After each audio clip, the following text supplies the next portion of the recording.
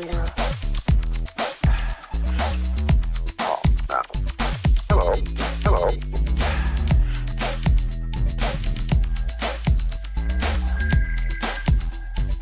Hello. Hello.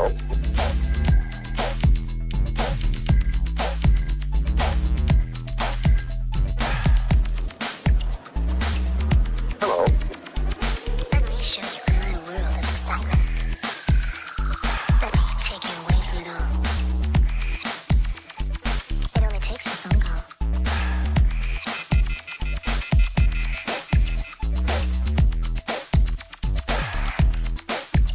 The possibilities are endless. Let me take you away from it all. Let me take you away from it all. It only takes a phone call. Hello. Hello.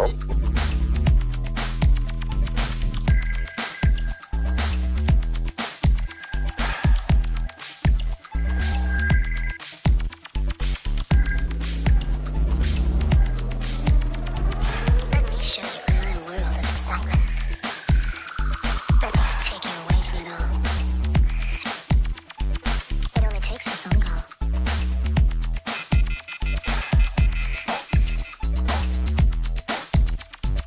Let me take you away from it all. Let me take you away from it all. Let me take you away from it all. Hello. Hello.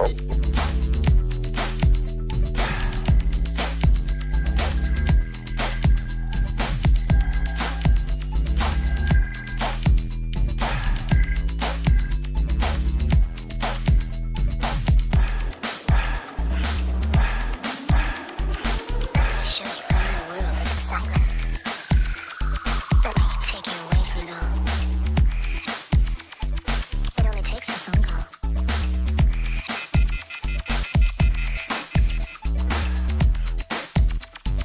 Let me take you away from it all. The possibilities are endless. Let me take you away from it all. Let me take you away from it all. It only takes a phone call. Hello. Hello.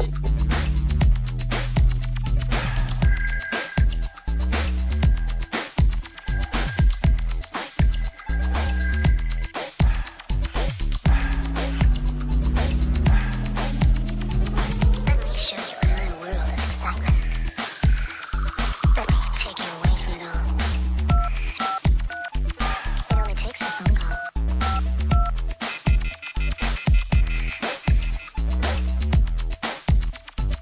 Let me take you away from it all. Let me take you away from it all. Let me take you away from it all. It only takes a phone call. Hello. Hello.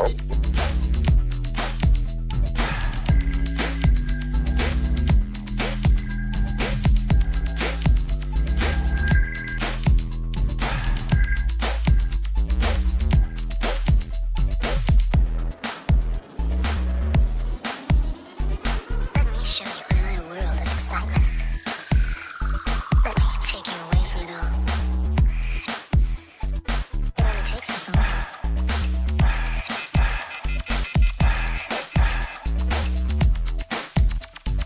Let me take you away from it all. Let me take you away from it all. Let me take you away from it all. It only takes a phone call. Hello. Hello. Hello. Hello. Hello. Hello.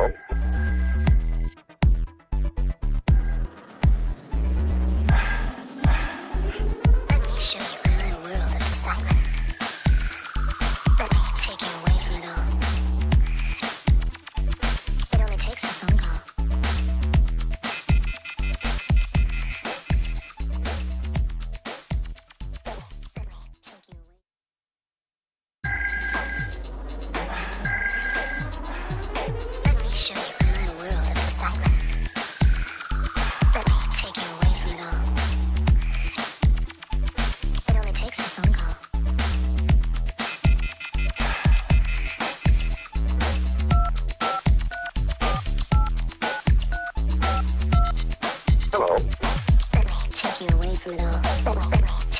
from it all.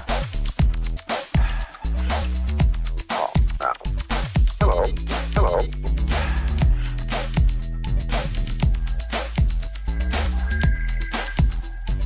Hello. Hello.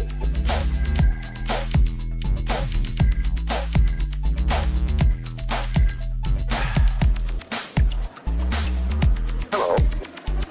Let me show you a new world of excitement. Let me take you away from it all. It only takes a phone call.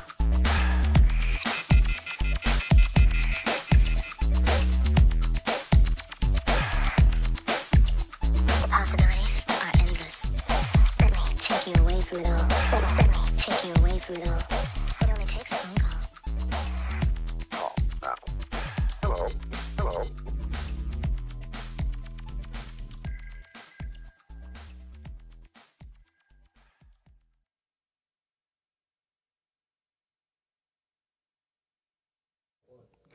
Welcome back, everyone, to Calls with the Wizard, episode 20, and I'm your host, Tony A, the Wizard. But you guys already knew that. Anyways, I want to thank everybody on the live chat, everybody who's liked, commented, subscribed, shared, liked or disliked. It doesn't matter. You guys are still watching, so I want to thank you guys for hanging with me on this Sunday. You know, I do want to say this, and I want to say this respectfully to this artist. I had an artist coming in. Today was going to be a Roadium radio episode, but he had to cancel simply because he was very, very ill. So we rescheduled him for next month simply because we're already booked for probably late. I think it was the third week of December we scheduled him because we're already booked. So we're just going to do a Calls with the Wizard. I could have just canceled and I could have just stayed home and, you know, watched the, you know, KC and San Diego game and chugged a couple of beers and a couple of shots of tequila, ate some popcorn and crank call somebody. But instead, I decided to be here with you guys because I want to be here with you guys. So one thing I want to say, for anyone that has submitted their music, please continue to submit your music to roadiumradio@gmail.com, roadiumradio@gmail.com. Now, once again, I say this respectfully because many of you continue to send me your links to my DM. I'm not going to open them. I'm not going to listen to them. Why not, Tony? First and foremost, this is my 6th Instagram page. My 6th. Every time I've hit 12 or 15K, my pages have gotten deleted several times because I clicked on links. I will not click on links anymore. My followers should have been at least about 50K on my Instagram, but you know what? My pages kept getting deleted. And every time I tried to put in to get it certified, my pages kept getting deleted. So I had to restart my Instagram over again. So I will not click on any links. One thing I do want to say, that approach is everything to me. Respect is everything to me. When you DM me and you tell me, how come you haven't listened to my fucking music yet? Okay, most likely I won't interview you. I will not give you you don't know me.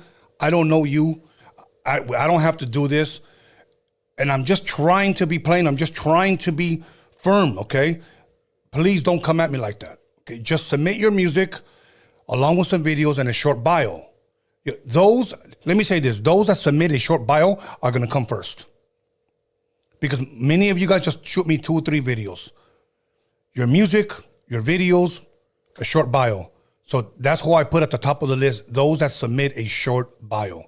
So other than that, I want to appreciate everybody that has emailed me. I'll be checking emails once again tomorrow. And tomorrow I'll be personally booking people for late December and early January. So other than that, I want to give a shout out to my co-host, Marvelous Inc. If you guys haven't checked out Freaky Tales, I believe it's episode 48. We were just on. I did a double header this week. So we did episode 47 and episode 48. So make sure you guys go check that out on our Freaky Tales page.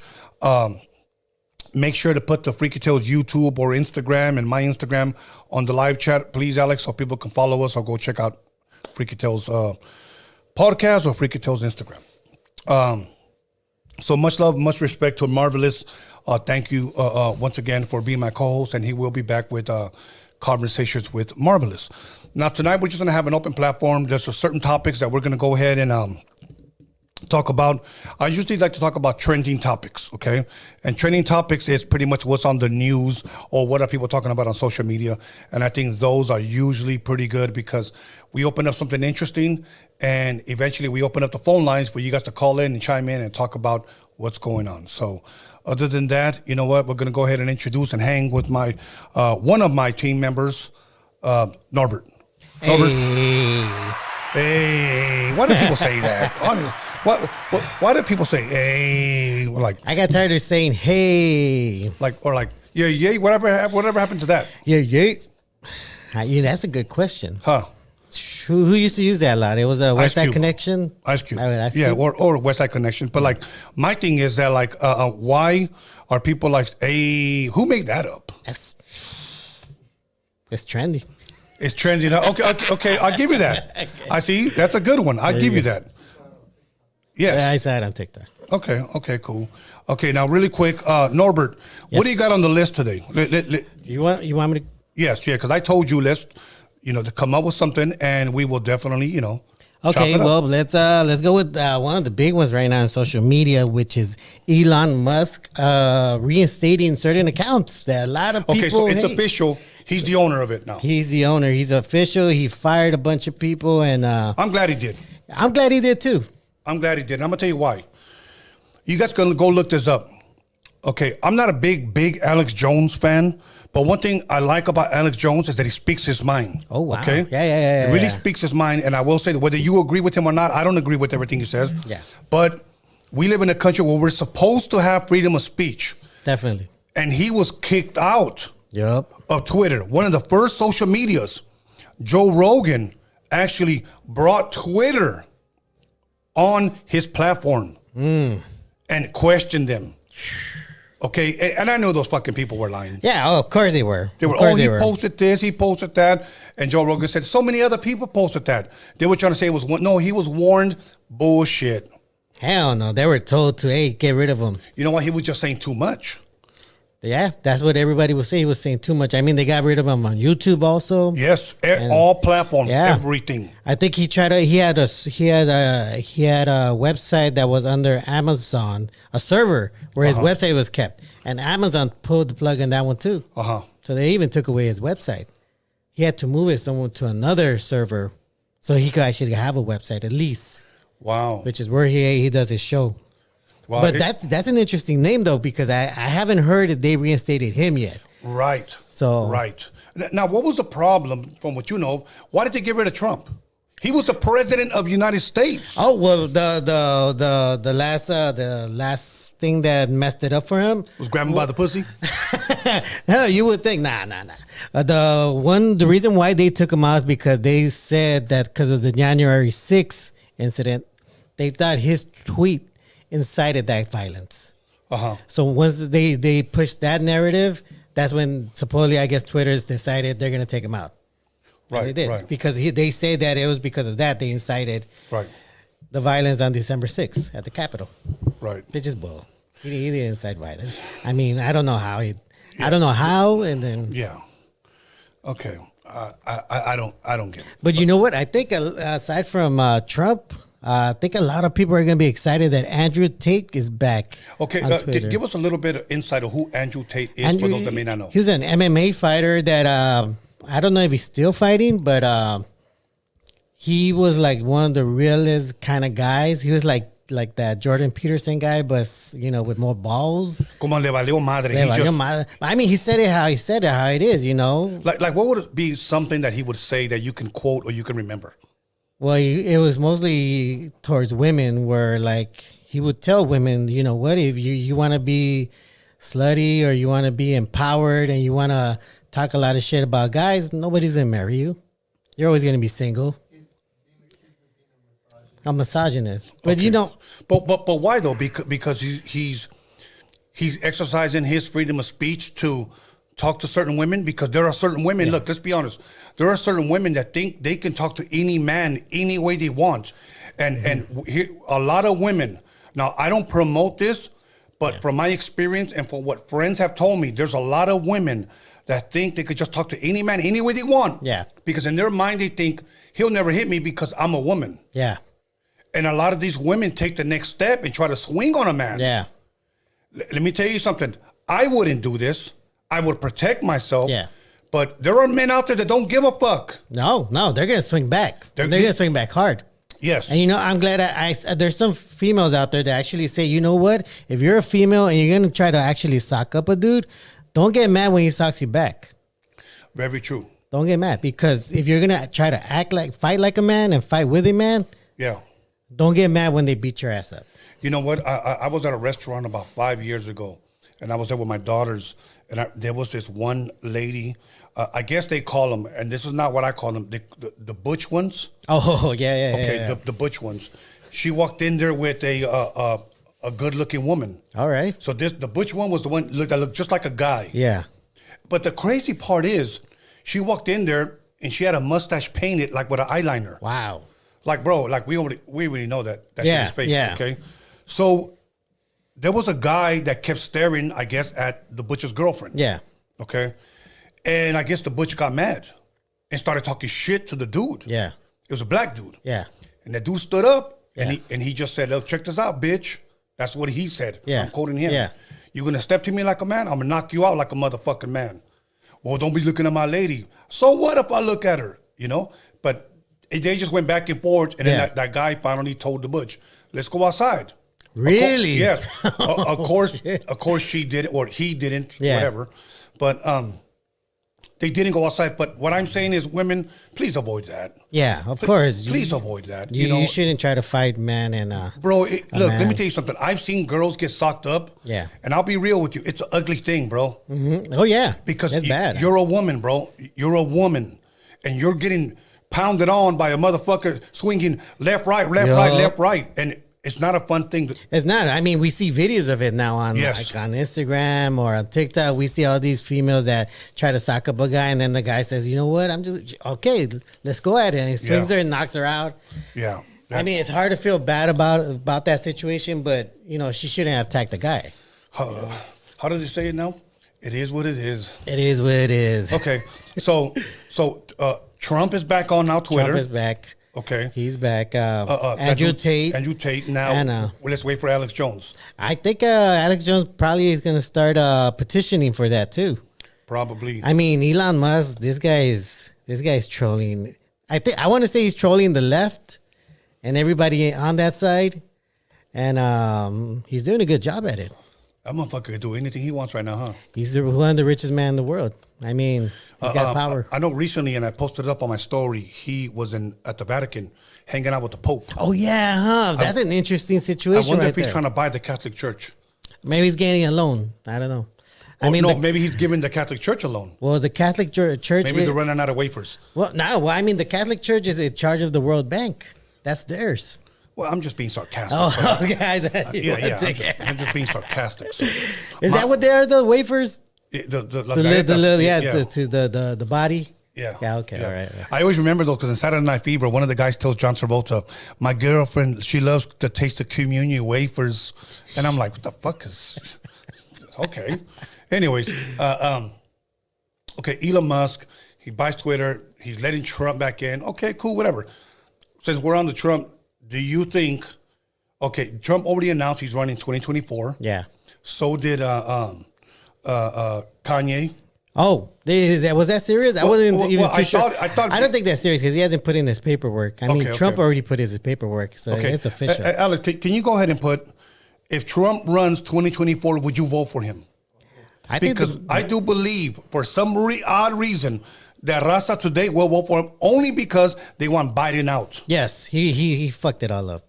Yeah. I mean, everything, gas prices, food prices, Definitely gas prices, bro. taxes, and Definitely gas prices. he makes the U.S. look weak.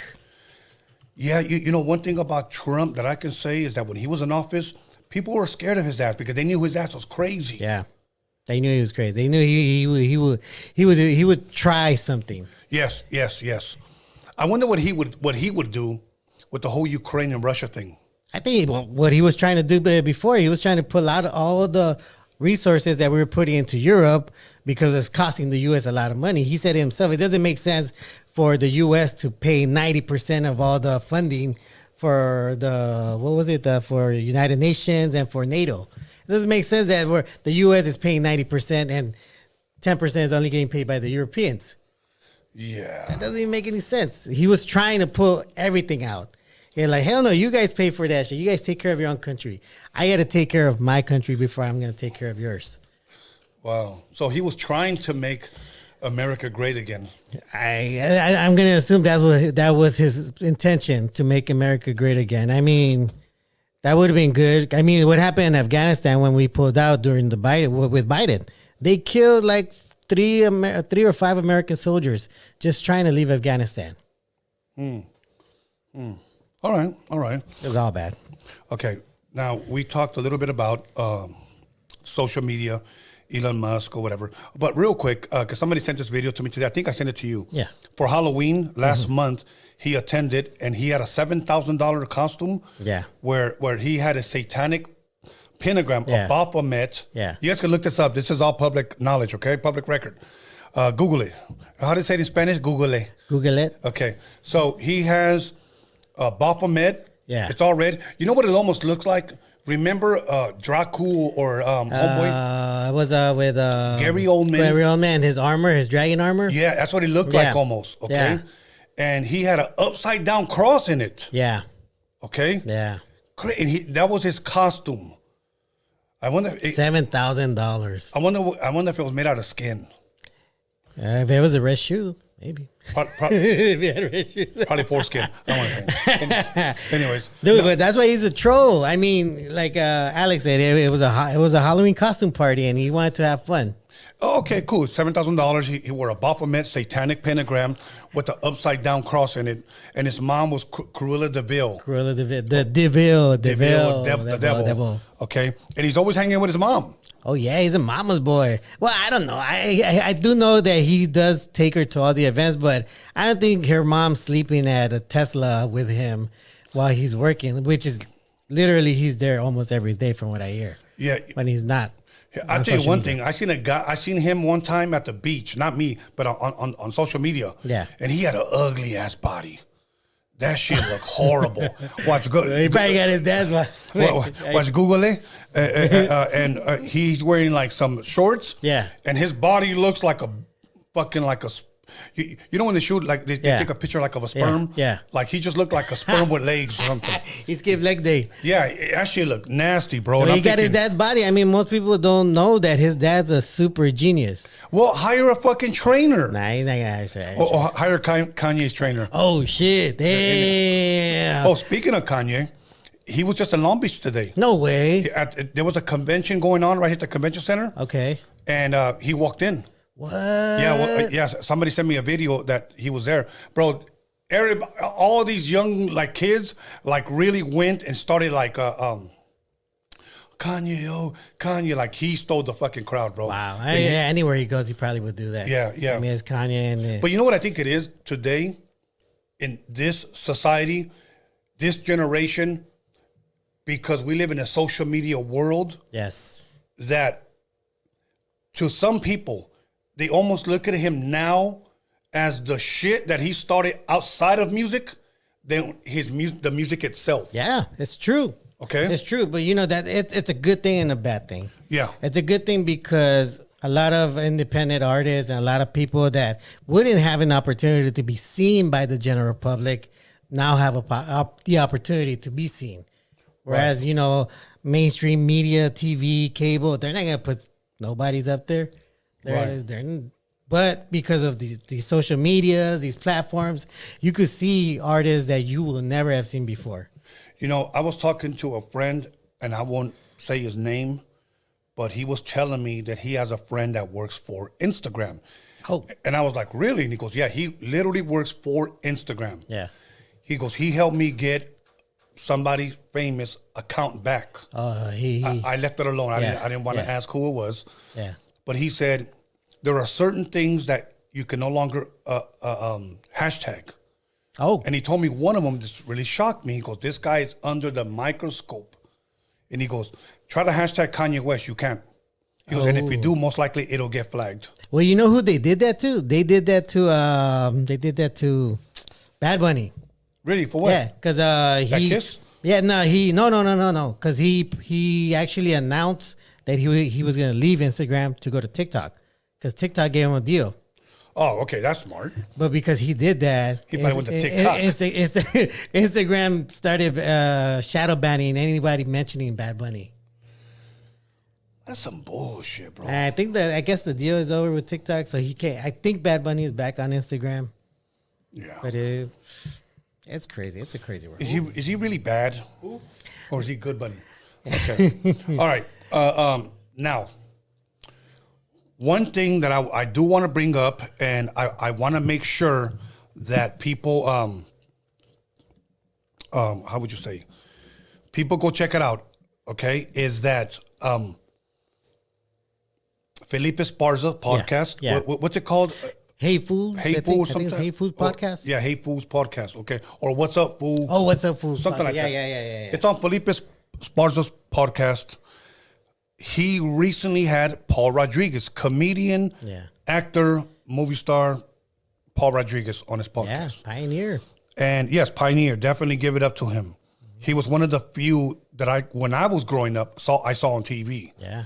Okay, before that, it was Chico and the Man. That was more in the 70s. He was a Puerto Rican cat. Yeah. He was that Freddie Prinze Jr., I guess the actor Yeah, his today. son was also. That was his father back then, bro. And it's funny, he looks nothing like his father. Wait, what was his line on that movie? On what movie? No, I mean, on the show. I don't remember the line when he came inside the show? When every time he would pop. Man. Tell me. I don't remember. He started some shit. No, you know what? I'm thinking it's the Fonz now. Never mind. Oh, you're talking about that's a Jewish guy. Can you compare him to a Puerto Rican? I got him confused, but I know he has a line that he always says. You're just trying to bring up the Jews. Okay. Anyways, so Freddie Prinze. Well, I don't even know what his name is, Freddie Prinze, but Freddie Prinze Jr. Yeah. That's his dad. Yeah, okay. I saw him growing up, and then I saw there was another guy. I believe his name was Chewy, or I think from Sanford and Son. He was a Puerto Rican cat too. Yeah, I recall him, but I can't remember his name. Julio. Yeah, this is before they came out with only two names for Hollywood: Hector and Carlos. Okay, so it was Julio. So and then for me, it was Paul Rodriguez. Yeah. For comedians, yeah, definitely. Okay, so now. Well, I mean, there is Cheech also around that time. Well, yeah, but I'm talking about TV. Cheech, they were movies. Oh, yeah, they were movies. They were stand-up comedians. Okay. So he comes on Felipe Esparza's show. Yeah. You're actually the one who told me that. I probably wouldn't have known. Yeah, dude. It was I think it's worth mentioning, not that I have anything against George Lopez. Yeah. I don't have anything against anybody. You know, well, except a couple of people. But anyways, Paul Rodriguez addressed George Lopez on the Felipe Esparza podcast. And he went in on George Lopez, bro. Yeah. Well, let's get a background of why he even did that. I think George Lopez podcast, I think it's called OMG. Like, oh my God. Oh my. You know how he said, oh my God. Right. He says it like, anyways, he had another comedian, Latino. I think it was something Barrera. Yeah. Anyways, well, he was telling the story about Paul Rodriguez, because he sounded like he didn't want to say it, but he said, you know what, I'm just gonna say it anyways. I think it's already about time I spoke on this. And he said that he was at a comedy club, and he was just beginning. I think he said he was like 17, 18, something like that. And he was there, and Paul Rodriguez was the headliner. And I guess he had some sort of communication with him. They talked. They weren't really friends, but they talked. And Paul Rodriguez actually told George to go to his show just to come. And I think George said he was under the impression that he invited him to, maybe start or, be a starter for him. Uh-huh. So I guess George Lopez's story goes that he called him out. Hey, George, come over here. And I think he said that he was excited because he thought he was going to ask him to actually perform. Yeah. But instead, what he did is he gave him his jacket and told him to go away. So I guess George Lopez, he saw that as an insult. Like, what the? Like, right. You called me up just to give you your jacket and tell me to go away? Right. So, and then Paul Rodriguez goes on and say that his son... Oh, wait. I'm sorry. Well, that was one of the incidents. The second incident was, I don't know if you're familiar, but I guess he had a kidney transplant. Right. And I guess they had met each other after that had happened. And he said that Paul Rodriguez yelled at him, "Oh, you're still alive." And I guess he saw that like as an insult to like, dude, like, you really? You're going to say I'm still alive? Okay. Now, so Paul Rodriguez goes on Felipe Esparza's podcast and he confronts George Lopez. Yeah. Now, I'm going to tell you this, okay? I don't know if any of that stuff is true, okay? But I will say this. Paul Rodriguez sounded pretty convincing. Yeah. That he was telling the truth. Yeah. And that George was lying. You know, now we all know that George is on top right now. Oh, okay? Yeah, he's top dog. He has his show Lopez versus Lopez, I think. Yeah, we know that. And you know what? And if he earned it, hey, much love, much respect to him. Definitely. Keep winning, okay? Yeah, he's putting Raza out there. Yeah, this is just an issue between them two. Yeah, okay? yeah. If I had because I reached out to someone that knows George and Paul Rodriguez, and I'm trying to get him here. Yeah. Okay? Oh, that'd be great. We could hear his story because that was a really bad situation. What happened? Was, bro. I mean, watching that show on Felipe Esparza's podcast, it was a. Now, here's what I liked about what Paul said. He said, "Let me know what comedy club that was, because they have footage of everything. Yeah. Of everything, and give us the year, and I'm sure they'll look it up. Yeah. And let's see if you can prove that. Yeah. And then he even said, you know what? Where I come from, men confront each other. Yes. Remember, he goes, what are we, fucking rappers? Yeah. He said, no, Yeah. face to face. He said, invite me on your show and confront me. You know, let's get this story straight. Yeah. And he even went as far as saying, I want to be your fucking friend, bro. He said, but yet you go around and you keep my name in your mouth and you're saying nobody rides my coattail more than Paul Rodriguez. And then Paul Rodriguez goes, motherfucker, that Rolls Royce that you fucking drive, I built that fucking road. You know? Yes, facts. Like, I was shocked, bro. It's a trip, though, because I honestly never heard Paul Rodriguez mention George Lopez. I know, exactly. That's what tripped me out. I'm like, well, publicly, I never heard him mention him. Like, oh, George Lopez is. Yeah. But I do know that Paul Rodriguez did invite George Lopez to the Latin Kings tour. Yeah. And he even told him, he said, my agent told me when you got your biggest check, Paul Rodriguez said this, when you opened up for me, it was 25 grand. You and Carlos Mencia would open up for me. He said, and then when I asked you, because it's humbling, bro, to ask somebody, can I open up for you? And they only wanted to give Paul Rodriguez $300. That's cold. Bro, that's a fucking slap in the face, bro. Hell yeah, that's a slap in the face. You know what? I would rather say, Norbert, that I was on top. Yeah. And then the shoe flipped. Yeah. So now I ask you, but when you were here, I took care of you. Yeah. And now I say, I don't know, say I give you 10 grand every time you perform with me. So now I ask you, and you say, I'm only going to give you $200. Honestly, I would rather say, just tell me you don't want me on here, bro. Yeah, pretty much. Just tell me you don't want me. That's a super disrespectful. Yeah, so. That's very disrespectful. Do you think it would have been wrong for Paul to tell George Lopez at that time when he was offered $300? Did I ever do you like that? No, that's exactly what he should have said. But I guess Paul Rodriguez is more like, you know what, I'm not even gonna try. Right. But because of what George Lopez did, is he put him on blast, not only to his viewers but to Paul Rodriguez's family, because they follow George Lopez, they admire him. And then he goes out and makes him look completely horrible to his family. Yeah. And now his family is calling him up. Hey, were you really a dick to George Lopez? Right. Why'd you do that to him? Yeah. And you're like, and I felt bad for him. Like, how do you explain that? Like, dude, I didn't do that shit to him. I know. And you know what? And I'll be honest with you, for Felipe Esparza having a lot of those subscribers. Yeah. And that's why I'm encouraging you guys, go watch it. Yes, please go watch it. That video, that episode didn't get a lot of views. I think it only got like 14K. You know what? Because unfortunately, you know, it's just like our rappers from back in the day. You know, our legends, our pioneers, our ones that built the road for all these young rappers, Latino rappers, brown rappers to have a platform. You know, they get easily forgotten. Easily forgotten because these guys today are making so much more money compared to these guys that built the road. Yes. And that's why I always say this. There are many shows that I have done that I've said to myself, this show is for me. This is for me. Yeah. Because I'm sitting across a guy that I grew up listening to. Yeah. This generation that watches probably doesn't give a shit who this guy is. Yeah. And I feel the exact same way because I see so many legends have been here talking with you that were even before you. Yes. And it goes to show how strong of a foundation they built. That all these kids, all these younger guys have the freedom to pretty much do whatever they want and build something off of it. Yeah. Because the foundation that everyone built from that time was strong. Yeah. Okay. And one of the notes that you put on here says George Lopez in trouble with his community. Oh, yeah. What is that about? Okay, so recently, I don't know if anybody follows him, but his name is Alex Enamorado.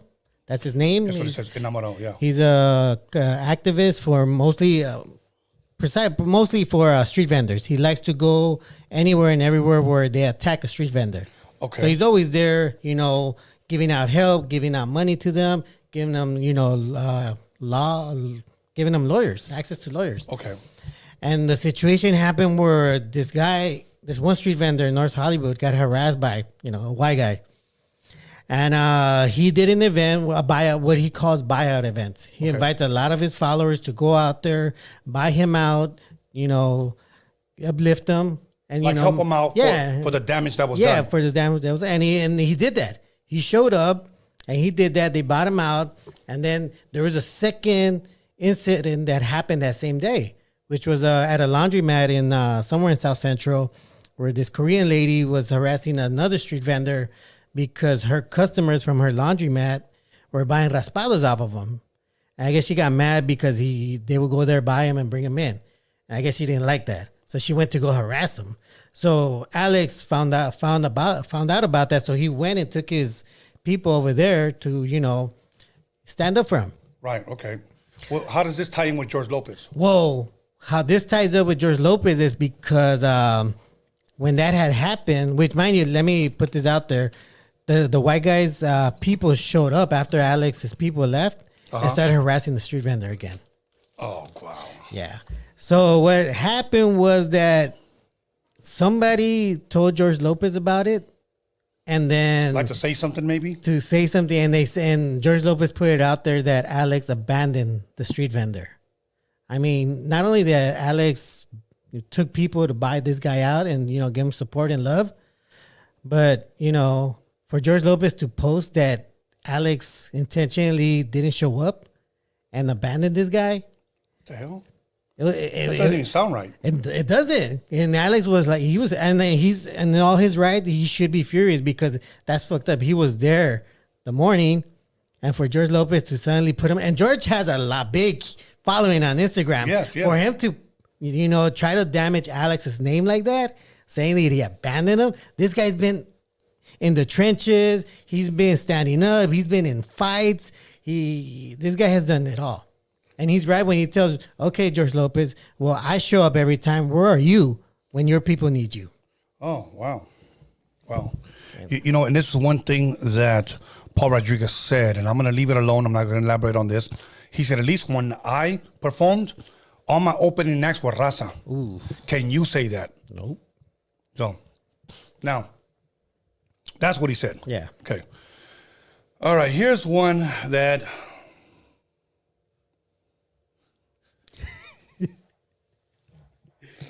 let's talk about the podcasting world. Oh, okay. Because I do want to say something, and I do not want to be long on this one. Okay.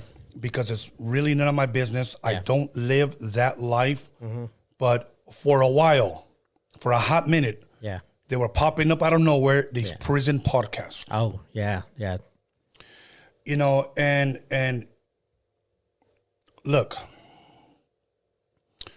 I don't even know how to even approach this. That's a tough one to approach. I mean, you can't touch on certain things about it. Look, but here's my thing. This is all I'm going to say. Yeah. There's a lot of people that like to listen to stories. Yeah. Recently, somebody came out and said that, there's no more stories.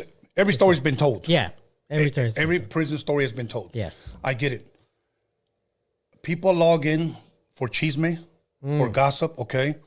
Chisme sells. Yes, chisme sells, okay? Now, but I guess this is how I'm going to approach it. You said it perfect. Chisme sells, chisme brings views.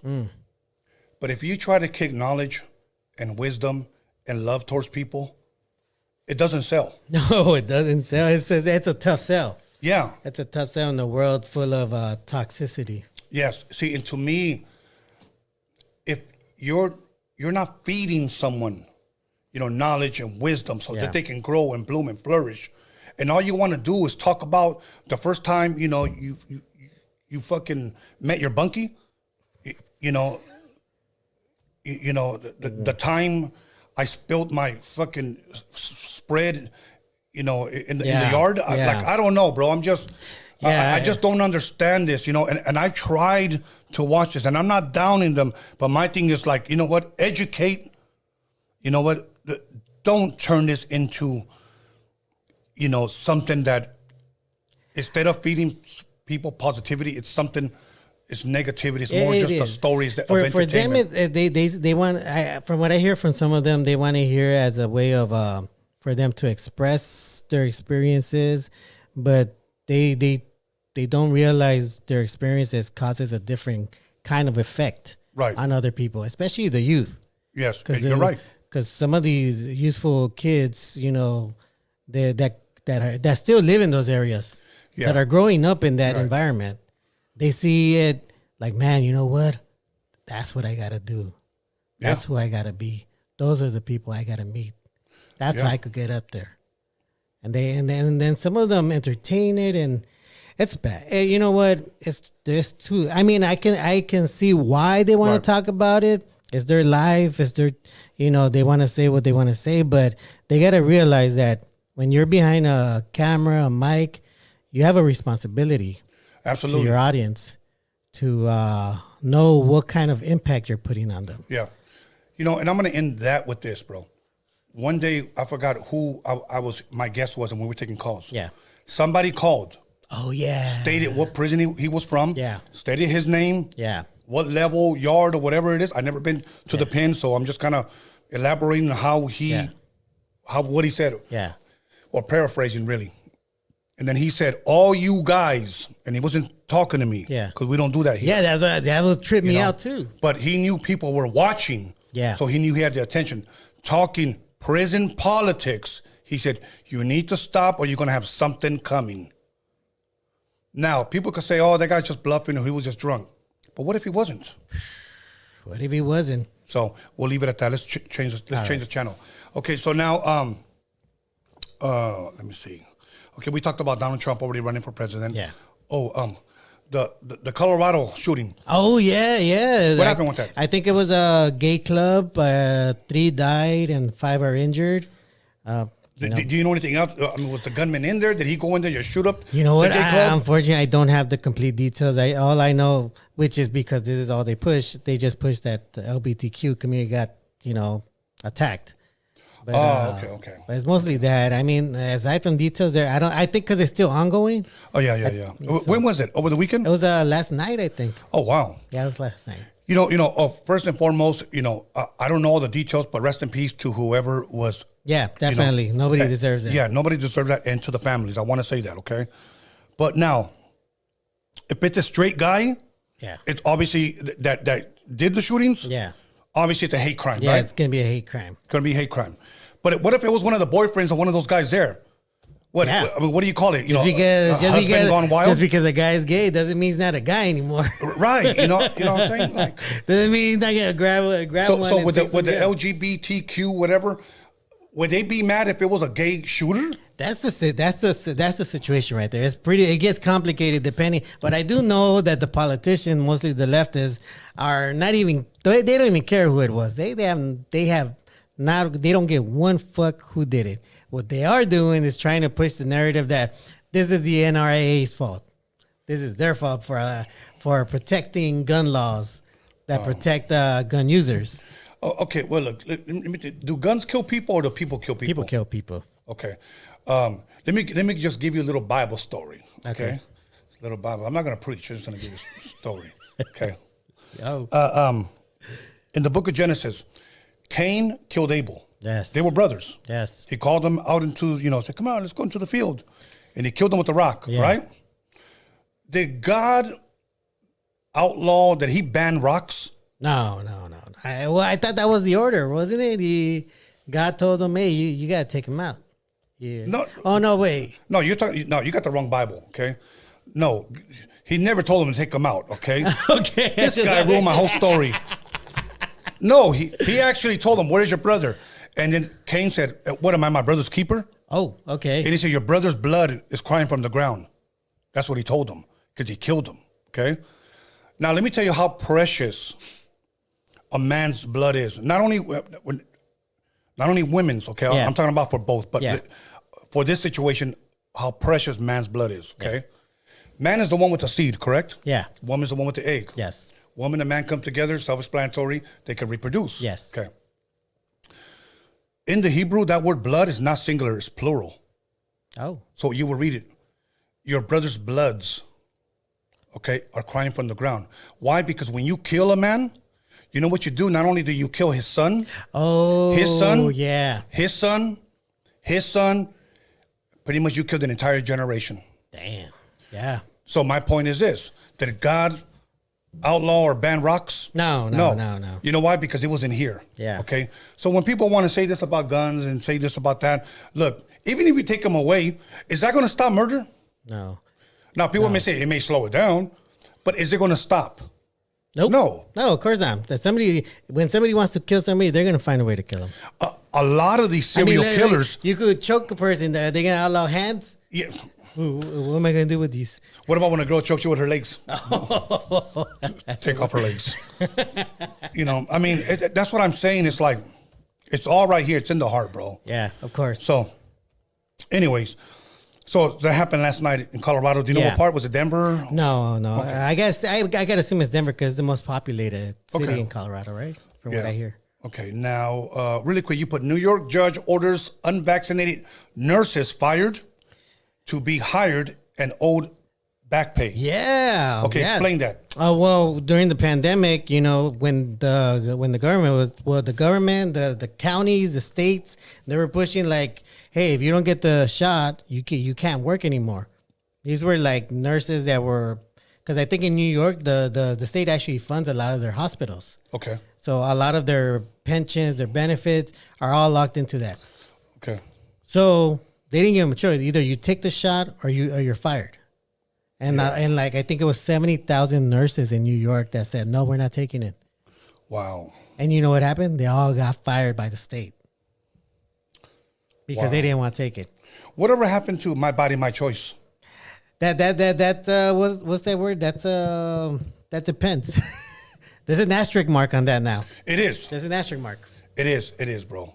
Well, the judge recently, I think it was last week or 2 weeks ago, the judge said that it wasn't right. It wasn't fair. And that judge ordered that New York rehire all those nurses back and give them back give them their pensions, their benefits, and their back pay from the time they were fired to now. I think it's a big win because even here in California, they don't even say the numbers of how many nurses got fired and how many firefighters. Right. Firefighters got fired. Like we're talking about EMT workers also from the. Right. They're still fired. They lost their pension. They lost their benefits.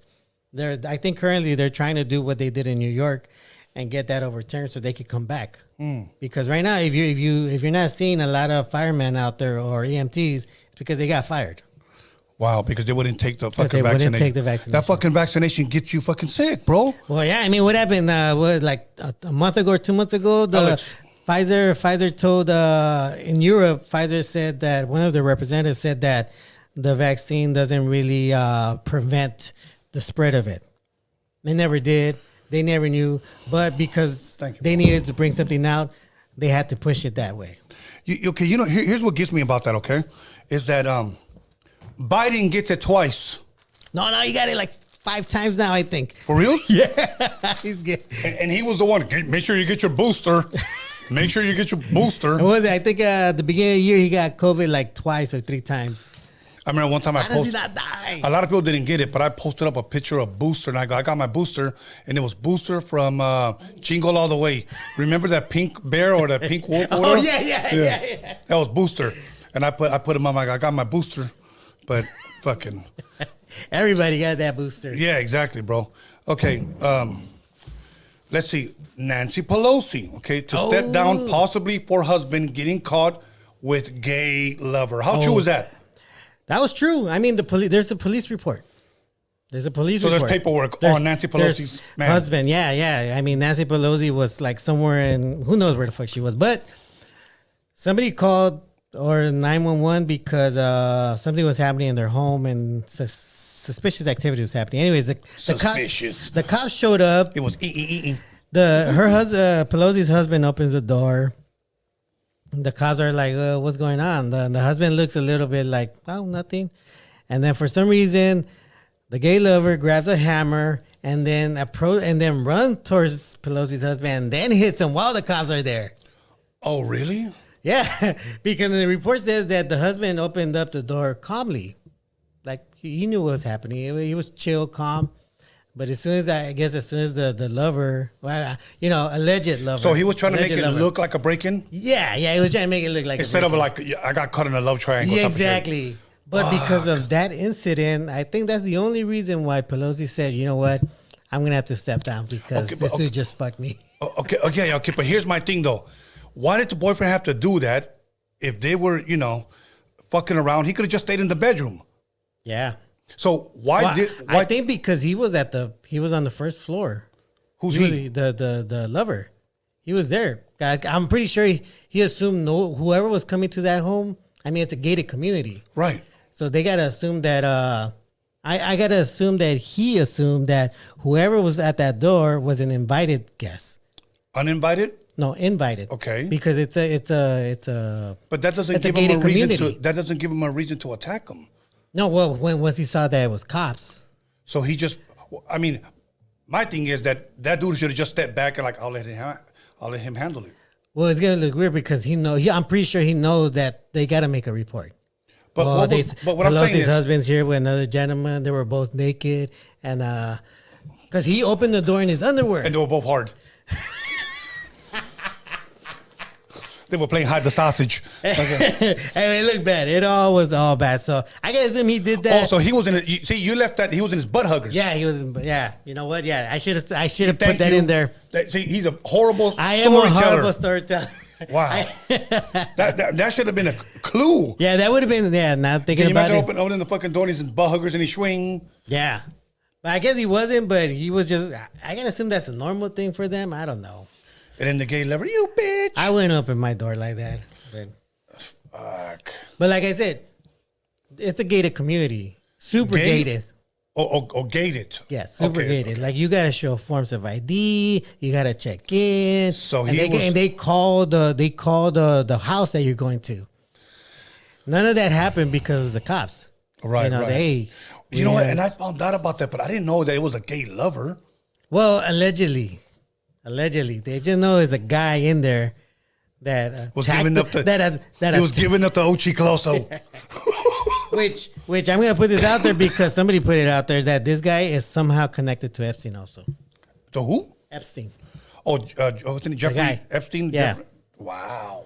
So there's a lot of things There's going a- on there. there's It made things complicated enough for Pelosi to say, you know what, fuck, I gotta step down. But I think she's trying to do that, okay?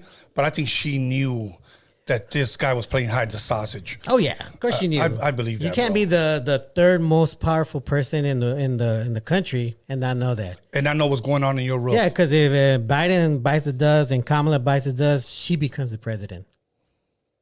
Wow. You don't because you can't be something that powerful and not know what's going on in your own home. Wow. I see it's a trip. Did they release the picture of the lover? Yeah, What does he look like? some white blonde dude. Oh, okay. I don't want to go there. Okay. What's his name, Jamal? Oh, Can you imagine? Can you imagine? So, anyway. I don't want to imagine. Well, you gave us a visual already. You showed up in his fucking butt huggers, Yeah. all hard. Yeah. Well, you didn't say the hard part. I Nah, said. yeah, you said. But anyway, and the hammer. That's okay. Fuck, bro. Can you? Okay, look it. What is it like? I don't want to find out, but say you're a woman, you find out your man is cheating, having an affair with a woman. That's one thing. But when you find out that your man is actually, Well, that I'd like to think in that community it's common. okay, hold on. I'm not finished. But okay, fine. He cheats with another woman. yeah, okay. You guys can break up or make up or whatever. But to find out that you lost your man to another man, Yeah. Well, yeah. I meant that. That's common. you think so? Yeah. Oh, yeah. They made a show out of it. What show was this? How do you know? Because I just stay tuned. You see, you guys, watch out for Norbert. On Netflix, there's a show there that's actually the story. The wife finds out her man cheats on him with another man, and they're white. That's why I say I think it's common in that community, because if they made a show out of it, that must mean it must be happening more than No, I do several believe times. that. I do believe that. Just like I believe, at least in my opinion, from my little Hollywood adventure of knowing people that confide in me, Yeah, they tell me everybody in Hollywood is that way. it's twisted. Yeah, they tell me everybody in Hollywood is that way, Twisted. bro. I think B-SKANLESS put out a reel about a girl that talked about having to sign a waiver when they're at those parties. Oh yeah. That was Whoa Vicky, whatever the fuck her name is. Yeah. Her and what's her name? Boot Gang, or what does he call himself now? Booty gang? No, probably Booty Gang. But they're both Christians now, and they're preaching. Look, cool. Look, And that means they leveled up. yeah. Here's my thing: that if you're gonna, John Gabbana. okay, if John Gabbana, whatever, if you're gonna do that then. Yeah. But my thing is, don't, because you guys hicieron un desmadre on social media, and then now you're preaching. Like I said, if that's what you're doing, that's what you do. Cool. But these guys right here, to get discovered, that allegedly that he was having an affair with another dude, Pelosi, that does not look good. Hell no, that doesn't look good. She's probably getting off him. I wouldn't be surprised if he fell off a bike later. Like, where's your husband? He died. Why? You seen him? So, Well, who cares about it? She's leaving California anyways. where's she going? Florida. Ironically, she's going to Florida. With OJ. Who knows? Well, she bought a super mansion over there.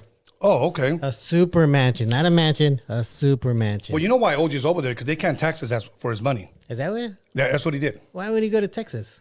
I hear No, Florida humidity but it's just not sucks. about Texas. It's something. It's a law in Florida where they cannot legally somehow take his money. You guys do your research on that, but that's the reason why he went there. That's interesting. Yeah. So, and he's over there living like a fucking rock star. Is he? Yes, he is. White girls love his ass.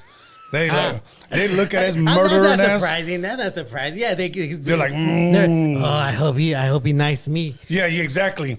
I hope he Yeah. gives me a stab. Did you know that in his book he broke I think her name's Kris Kardashian.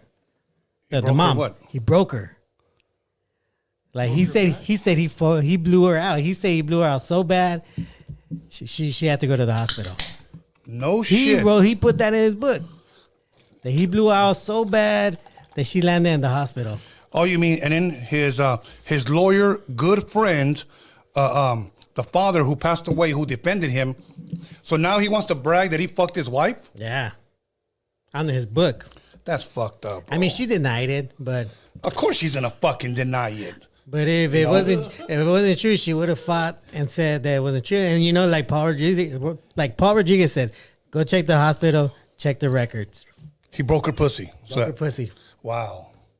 That's crazy. But yeah, all them hoes are fucking liars. Okay? All of them. Sex sells.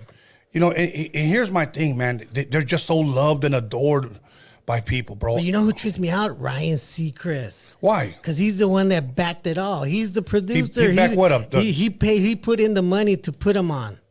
So everyone, Oh, you mean whatever for the Kardashian the show? show. Yeah, that's okay. his show. I didn't know that. Yeah, he owns it.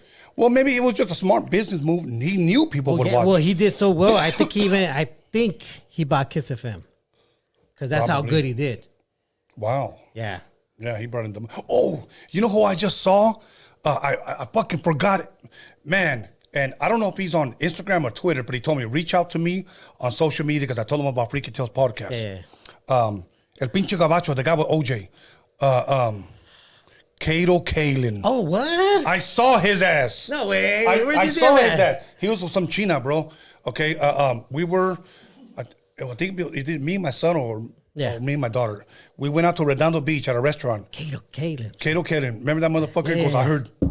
Yeah. That motherfucker. Yeah. So he's coming out, and I recognized his ass like immediately, but I couldn't think of his name. So I said, "Yo, what's up, man?" And he goes, "Hey, how you doing?" I go, "You're that fucking OJ guy, huh?" And he goes, yeah. You know, I used to know OJ. That's me. He goes, I used to know OJ, and I go, "Hey, how you doing, man?" He goes, "Yeah, good, man." I said, "You know, I saw a couple of your interviews and shit like that.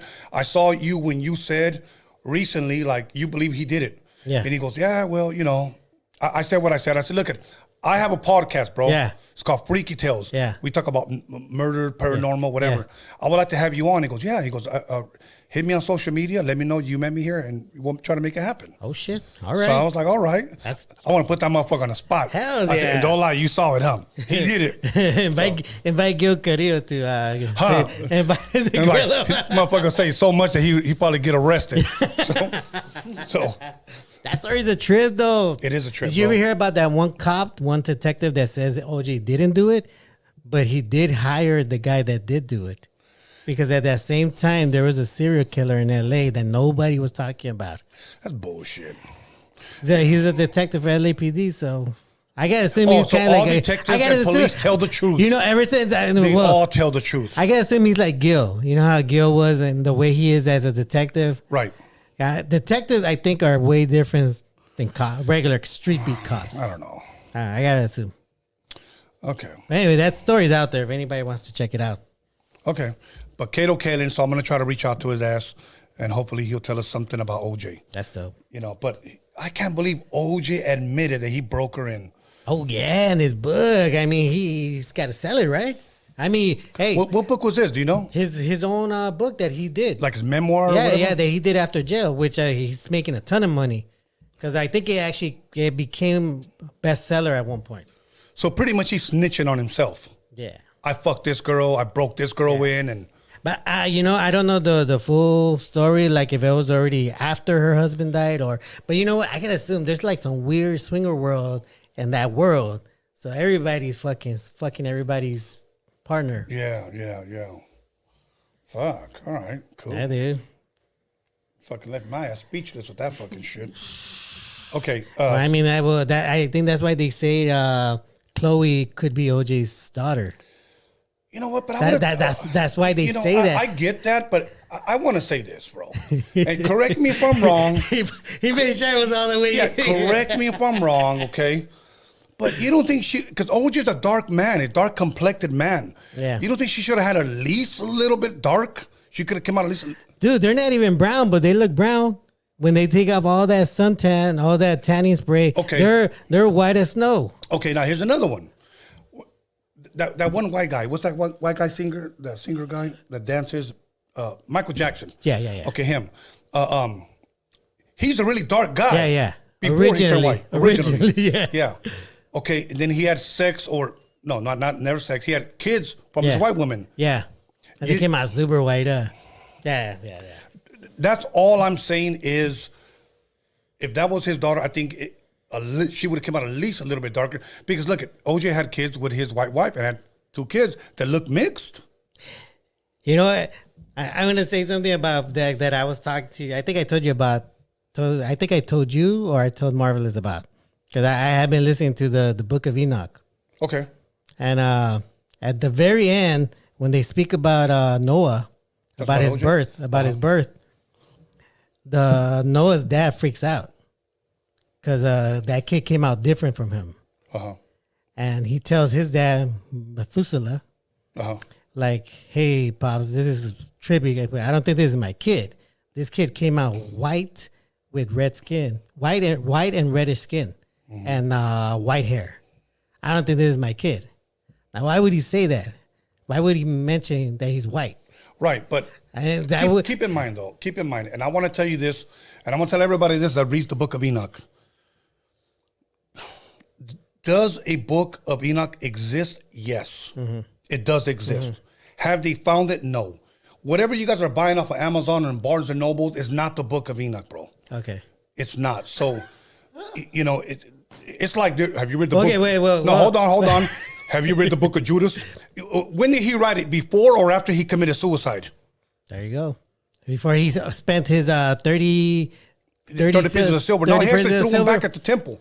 He didn't want it no more. Yeah. But that's like the book of Mary Mac. Bro, let's just stay with what's canonized, what's in the scripture. We're too busy. Here's the problem. We're too busy looking elsewhere for deeper things, and the deep things are in these 66 books. Yeah. Well, that is true. But as far as I know, parts of the Book of Enoch are part of the Dead Sea Scrolls, right? No. Pieces of it. No fragment Pieces has of been found stories. yet. Not one. Interesting. I'm going to... Okay, and the reason why, keep in mind, because if that book would have been written, okay, it would have been written before the flood, because Enoch was taken before the flood. Yes, it was. Enoch was the one that, according to the story, Right. Enoch was the one that told Methuselah that was going to happen. Right. And that his son's son, which is Noah, is supposed to be the one that's going to be saved from what was going to happen because of what's happening in the world at the time. Right. You know, I mean, there are some things that you're saying that do ring a bell with the story of the scriptures.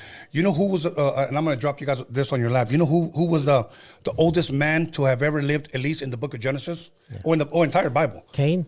No, talking about the age.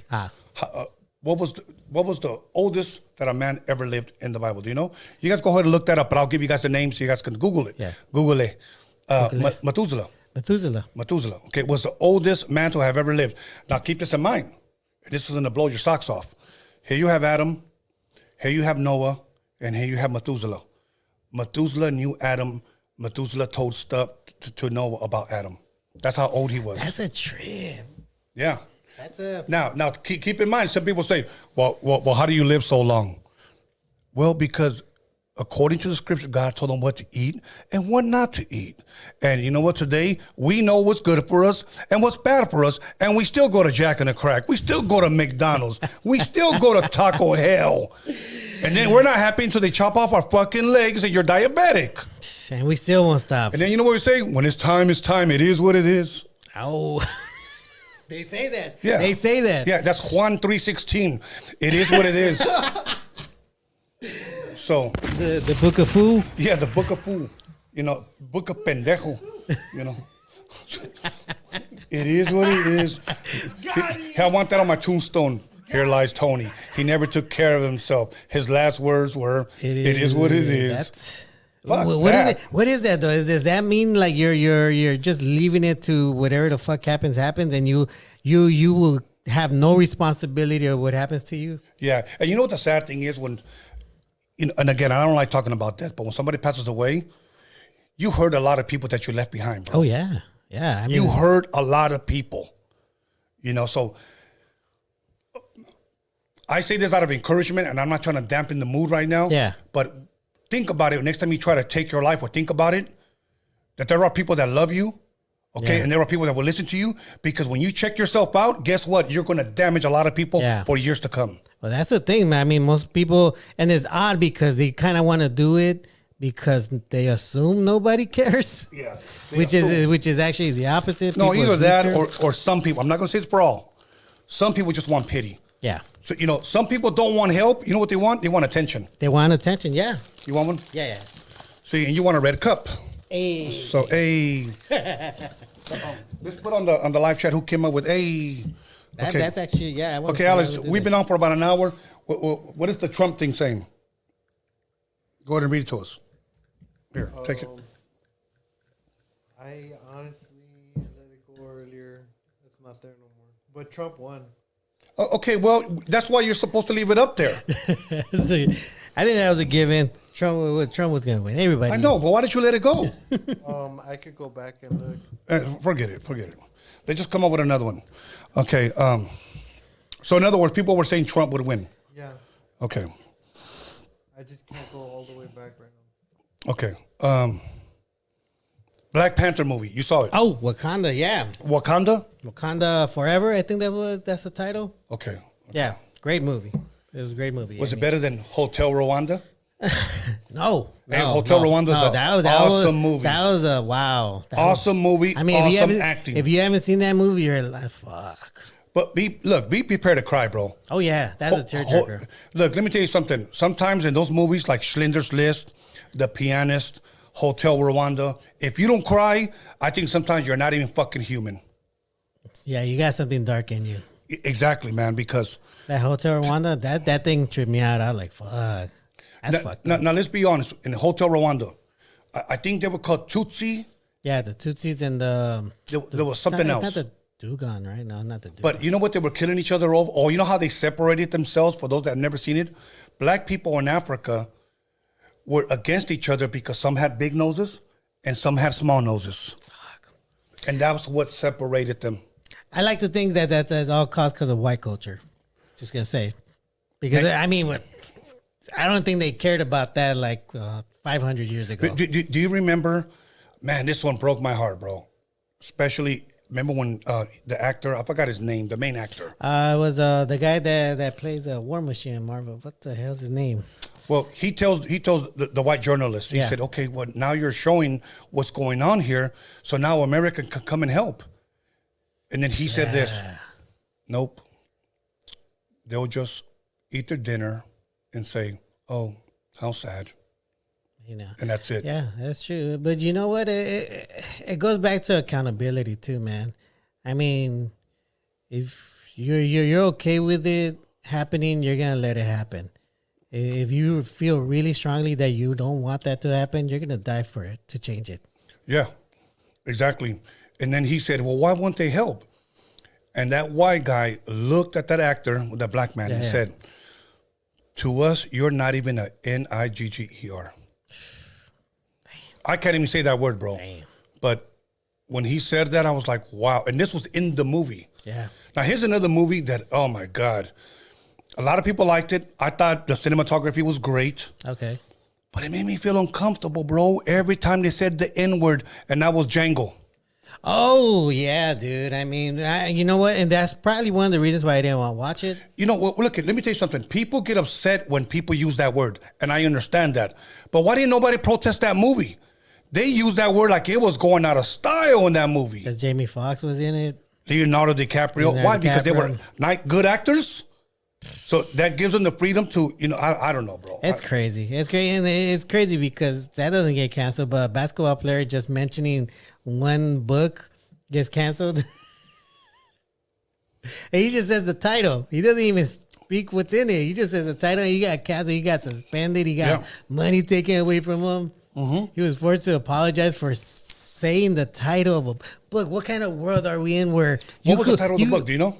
No, it's no, actually, I don't recall it. I know it was about, you know, something about Jewish people. But as far as the title, I don't know the title. But it's crazy, man, that we live in that world where you can't even say the name of a book. I mean, that's kind of like not the Nazis, right? Right. They started burning books. They wanted to erase history. They don't want to talk about books, certain books. What does that say about, you know, I don't want to say it, but, you know, what does that say about them? Wow. They're doing the same. We live in a gated community. Hey, stop that shit. Hey. Fuck. Nancy Pelosi. Fuck, she caught her man. I don't feel bad for them. They're rich assholes that took advantage of their positions. Hey, was it Newsom? Newsom? He won again, huh? Yeah, I don't know how the hell that happened. This dude had a recall that, like, I think you had to have, like, over 300,000 signatures to get recalled, and I think they almost got almost 500,000. How the hell does this guy get 70% of the votes? 70% of the votes to keep him there. I don't get it. Do you think it was a Nancy Pelosi husband type of deal? Hey. You never know, man. You never know these days. Honestly speaking, I don't trust those machines. Those voting machines, I don't trust them. You know what was funny, bro? Years ago, a dude told me this. I was only in my 20s. He said here, and when he says here, he's talking about Hollywood. Yeah. It's not who you know, it's who you blow. It's facts. You know what? I didn't believe it at that time, but it's true. Well, look what happened to that Harvey Weinstein guy. I don't see the girls that came up with him complaining about him. Yeah. But the ones that didn't get the job, I heard them fucking crying. Yeah. Or the ones that couldn't make it anymore, they started crying. Bro, a lot of those girls should have been tried just like him, okay? Because a lot of those girls that came in that documentary, a lot of them said they never slept with them. As a matter of fact, many of them said we brought girls for him. One girl, they actually said, they asked her, were you ever held against your will? No. Did he ever beat you? No. Did he ever rape you? No. How long were you there? 6 years. The worst 6 years of my life. But you could have left and gone. Yeah. Well, that's the one thing that you do here, that nobody is ever forced. That door is always unlocked. You could walk out. You could walk in. I do want to say that. We know that guy's a fucking monster. Okay, Oh, cool. yeah. I mean, yeah. But what I'm saying is, if you helped, you're guilty. Yeah, by association. Yeah, but now you want to come out and let the world know, and I couldn't live with myself. Bitch, when you were traveling with his ass, and he was paying for your schooling. That world's fucked up, man. You know, that world's fucked up. All these industries are really fucked up when it comes to movies, when it comes to shows, when it comes to music. There's a real dark side into that world. It really is, bro. It really is. And that's why I don't fucking understand it, how some people really, really want to make it. You know, somebody asked me about that girl, Wolf Vicky, and that boot gang dude. They asked me, what do you think it was that made them turn Christian? And I said, if I had to take a wild guess, they saw how dark Hollywood was. Yeah. Yeah. And it scared the fuck out of them because they were kids. Yeah. Okay? One of them was saying that they wanted to take a little thing of blood from her. Yeah. They wanted her to sign a fucking waiver. And then that they wanted to film her doing some shit so that if you were ever told, I guess, what went on here, we could show what you did. Like, Yeah. it was fucking crazy. Wait, you want me to come to a party and set myself up? Yep. Like, Pretty much. yes, set myself up to but enjoy myself. But you notice that it's voluntary. Mm-hmm. You got to do it at your own free will. Mm-hmm. That's the one thing they do make sure, that you got to do it to yourself. We're not doing it to you. You got to choose to do it to yourself if you want in. You know what I do? I'll pretend I'm a paletero. I'm like, paletas, ding, ding, ding, ding, paletas. Start looking in the door. Paletas, sí, wait, man. Somebody said, man, those street vendors are everywhere. Yeah, I was like, hey, man, can I go in there and sell paletas? Sure, come on in. And I'm like, so like I see Drake over here making out with Justin Bieber. So Oh man, I saw some TV show or some cartoon that actually did that, where this guy got inside a party by accident, and it happened to be those kinds of parties, and he started going, and then he had a bunch of what do you call it? Not an advantage, but he had leverage over certain people because he had pictures of. wow. But you know what? But I'm sorry. You do that, and that's shit like that can get you smoked. Oh yeah, dude. You don't hang shit like that over people, bro. You don't do people like that. Well, unless you have a Canadian trainer, then you don't get smoked. You get zombified. Zombified, yeah. And weekends with your kids won't be that much fun. No, it wouldn't. What do you want me to put as a vote? As a vote, release Ron Jeremy? No, I'm gonna play. What would be a good vote? Good poll. Yeah. Would be a good poll. Would they want to see Alex Jones back on Twitter? I don't even know who Alex Jones. Some will probably do. You know what? You know what? That live chat is lively. I think they will come up with a really good. Yeah. You know what? If somebody on the live chat submit a idea for us to put on the poll so that we can vote for it. Yeah, I see how they talk. I see how they work. They come up with some very creative stuff. Shout out to the live chat. Let's also give credit to the LA Fools and the IE Fools. Yes. LA Fools and the IE Fools. And I also want to say to the Raider Fools, congrats. You guys finally got a win. Hey, Raiders. So congrats on that win, even though Denver sucks, but congrats on that win. Even though you guys had to go into overtime, congrats on that win. Okay? So, and my boy Alex is a Raiders fan. So he got L. Davis, big old placazo right here on his fucking stomach right here. So, and now he's got his son's He had a haircut in the back of his neck. He's happy. He's So- happy. Okay. So Wait, the aren't you wearing rated colors right now? Oh, no, you're missing silver, right? silver and gold. Nah, fuck no. But you know loves what? those I will say colors. this. What's that, bro? I say you love those colors. I will say this though.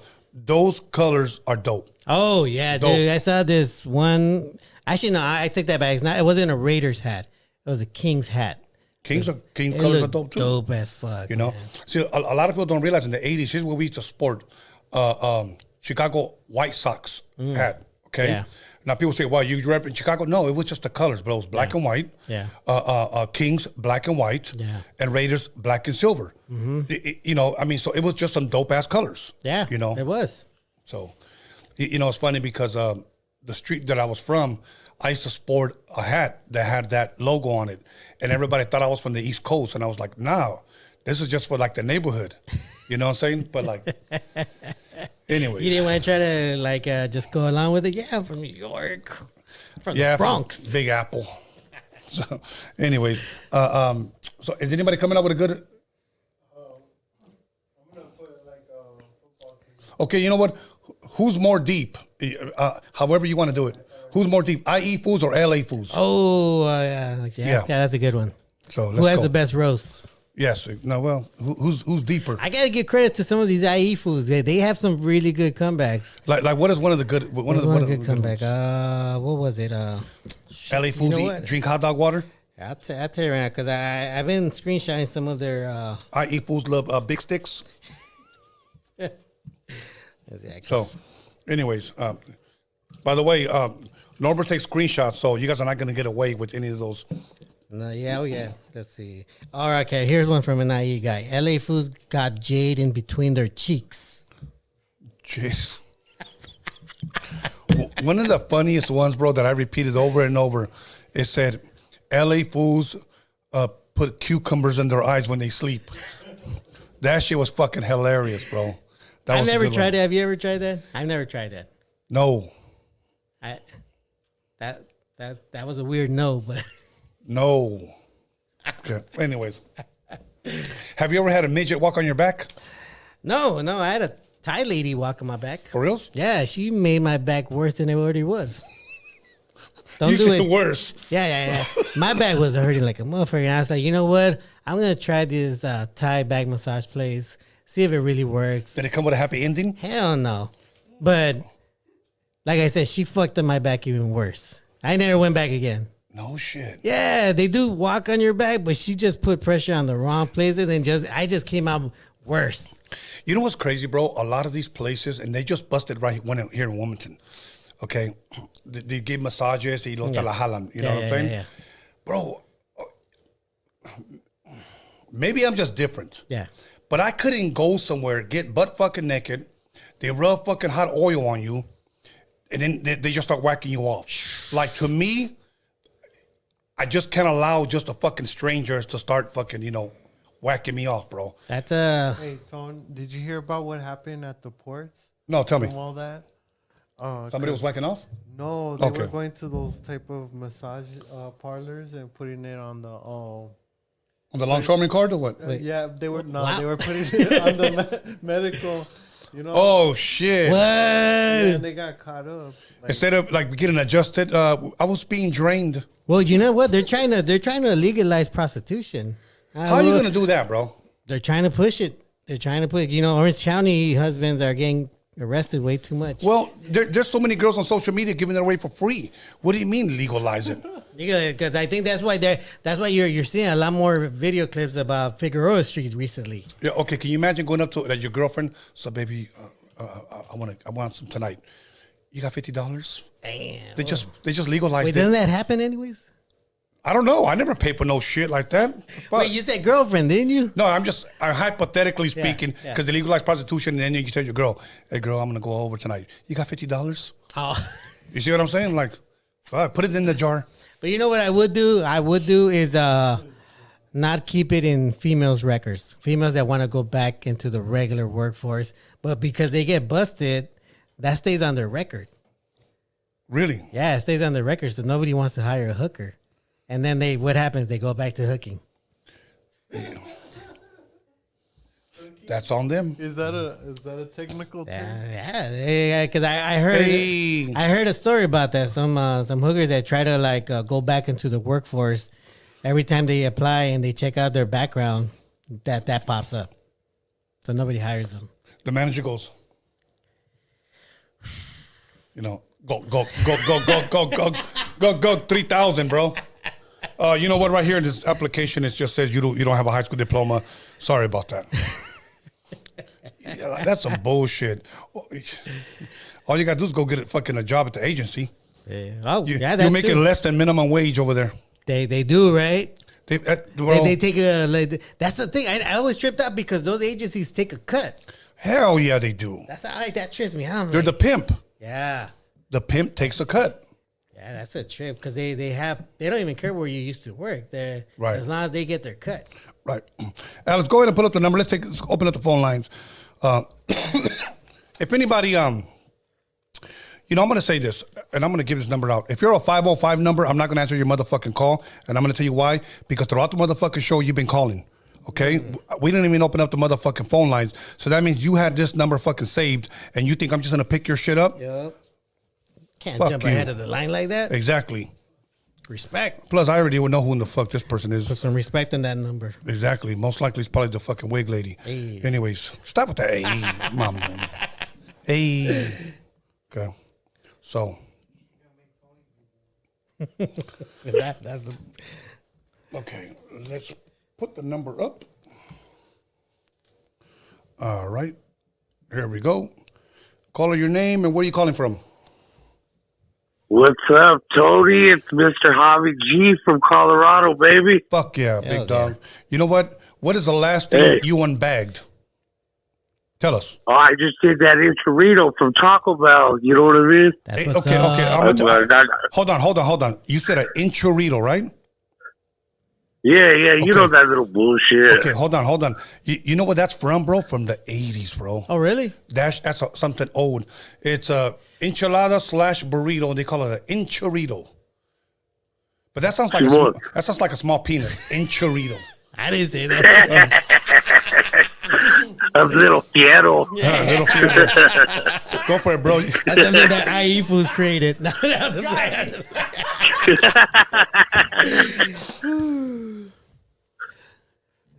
Go for it, bro. Yeah, brother. No, I was going to tell you, that shit happened in Colorado Springs, carnal. Oh, shit. That Okay. that shooting bullshit happened in Springs. Oh, All okay. right. You know what I mean? Yeah, because my boy Norbert just got back So- from there. And he said he saw it all. That's horrible. Yeah. Norbert was And you're right. Earlier I heard you guys talking. Hey, yeah, fucking Broncos, man, know how to blow a fucking good thing, bro. I know. You know what I mean? Exactly, bro. Jesus Christ, man. And you know what? Fucking Raiders. Hey, fuck the Raiders anyway. You know what I mean? I don't know. I'm just saying it though, because I'm from here. So All good. You know. All good, big dog. You know what? Now, let me ask you one football question. Russell Wilson. I just don't think he fits in that system over there. fuck no, that dude couldn't catch a cold up here, brother. he seems like a piece of shit. He could play his ass off in Seattle, like but that. what happened? I like that. Hey, the meth is better out there. Oh, yeah. You're right. You're right about that. You're right about that. So is the You know what I marijuana. mean? The drugs are better in Seattle, brother. Yeah, you're right about that one. You ain't fucking lying. That rain's like a motherfucker up there, Yeah. from what I hear. Anyways, big dog, I'm going to let you go, big dog, because we got some more calls. But thank Hell you yeah. for calling. Much love, my brother. Absolutely. Thanks. All right. Harvey G in the place to be from Colorado. He's from Denver. Denver. So, okay. Caller, your name and where are you calling from? This is Megatron, leader of Decepticon. Hell yeah. Are you Warrior. Are you here to save the world? I'm going to be Optimus. Oh, kill you. I think that he keeps saying that line over and over in the movie. Hey, big dog, have you seen Bumblebee around? Fuck Bumblebee. Bumblebee's dope. That motherfucker bumps a radio to fucking talk. Hell yeah, Megatron. Do you have a question for us? I do not. I just want to destroy you. Thank you. That's what's up. That's dope, bro. Thank you, man. Have you seen The Spice Peace out. Smuggler? Peace out. A rato. I think that was Spice Smuggler, if you ask me. Rato. Yeah, what a fake app. No, so, caller, your name and where you calling from? Hey, what's going on, guys? Raphael from the Imperial Valley. Hey, Raphael, what's going on, my brother? You got a question or a comment or Hey, what's up, Tony? or a complaint? No, actually, I just want to pick your brain for a little bit. Okay. You know, you spent a lot of knowledge on the Bible and all that, but I kind of want to pick your brain on the musical side. Okay. Knowing that you're like an old school DJ and, you know, from back in the day that actually, you know, putting your hand on vinyl. Yes, sir. I want to ask you, like, hey, what was your favorite, like, song or instrumental to cut with? Like, you know, scratching all that stuff. And do you have a particular favorite, like, type of scratch sound, or did you use, like, any scratch records? Yes, you know what? Okay, and everybody calls it It's Time, but that's not the name of it. It is. It has a weird fucking name. It's called Annie Fish, but it's Time. Yeah. Okay, It's that was everybody's favorite, Yeah. bro. That was mine. Also, Planet Rock, Friends, instrumental by Houdini, and the beat goes on by Orbit. Clear. I think they're Cybertron. And then Cybertron? Yeah, and then Technicolor. I think they're called Clear 9, I believe, but Okay. yeah, Technicolor, and that's you know who sampled that? Sir Mix-a-Lot for Baby Got Backs. Oh shit. Okay. Fuck, bro, I could keep going on and on and on, bro. But you know one thing, if you look at those, a lot of those are 125 beats per minute. I always practice scratching faster. If I can keep up with a good tempo, when it came time to like boop, boop, cap, boop, boop, boop, boop, cap, I'm like I was more precise going slower. Damn. Like that was my shit, bro. So Tour de France, but not just a regular Tour de France vinyl.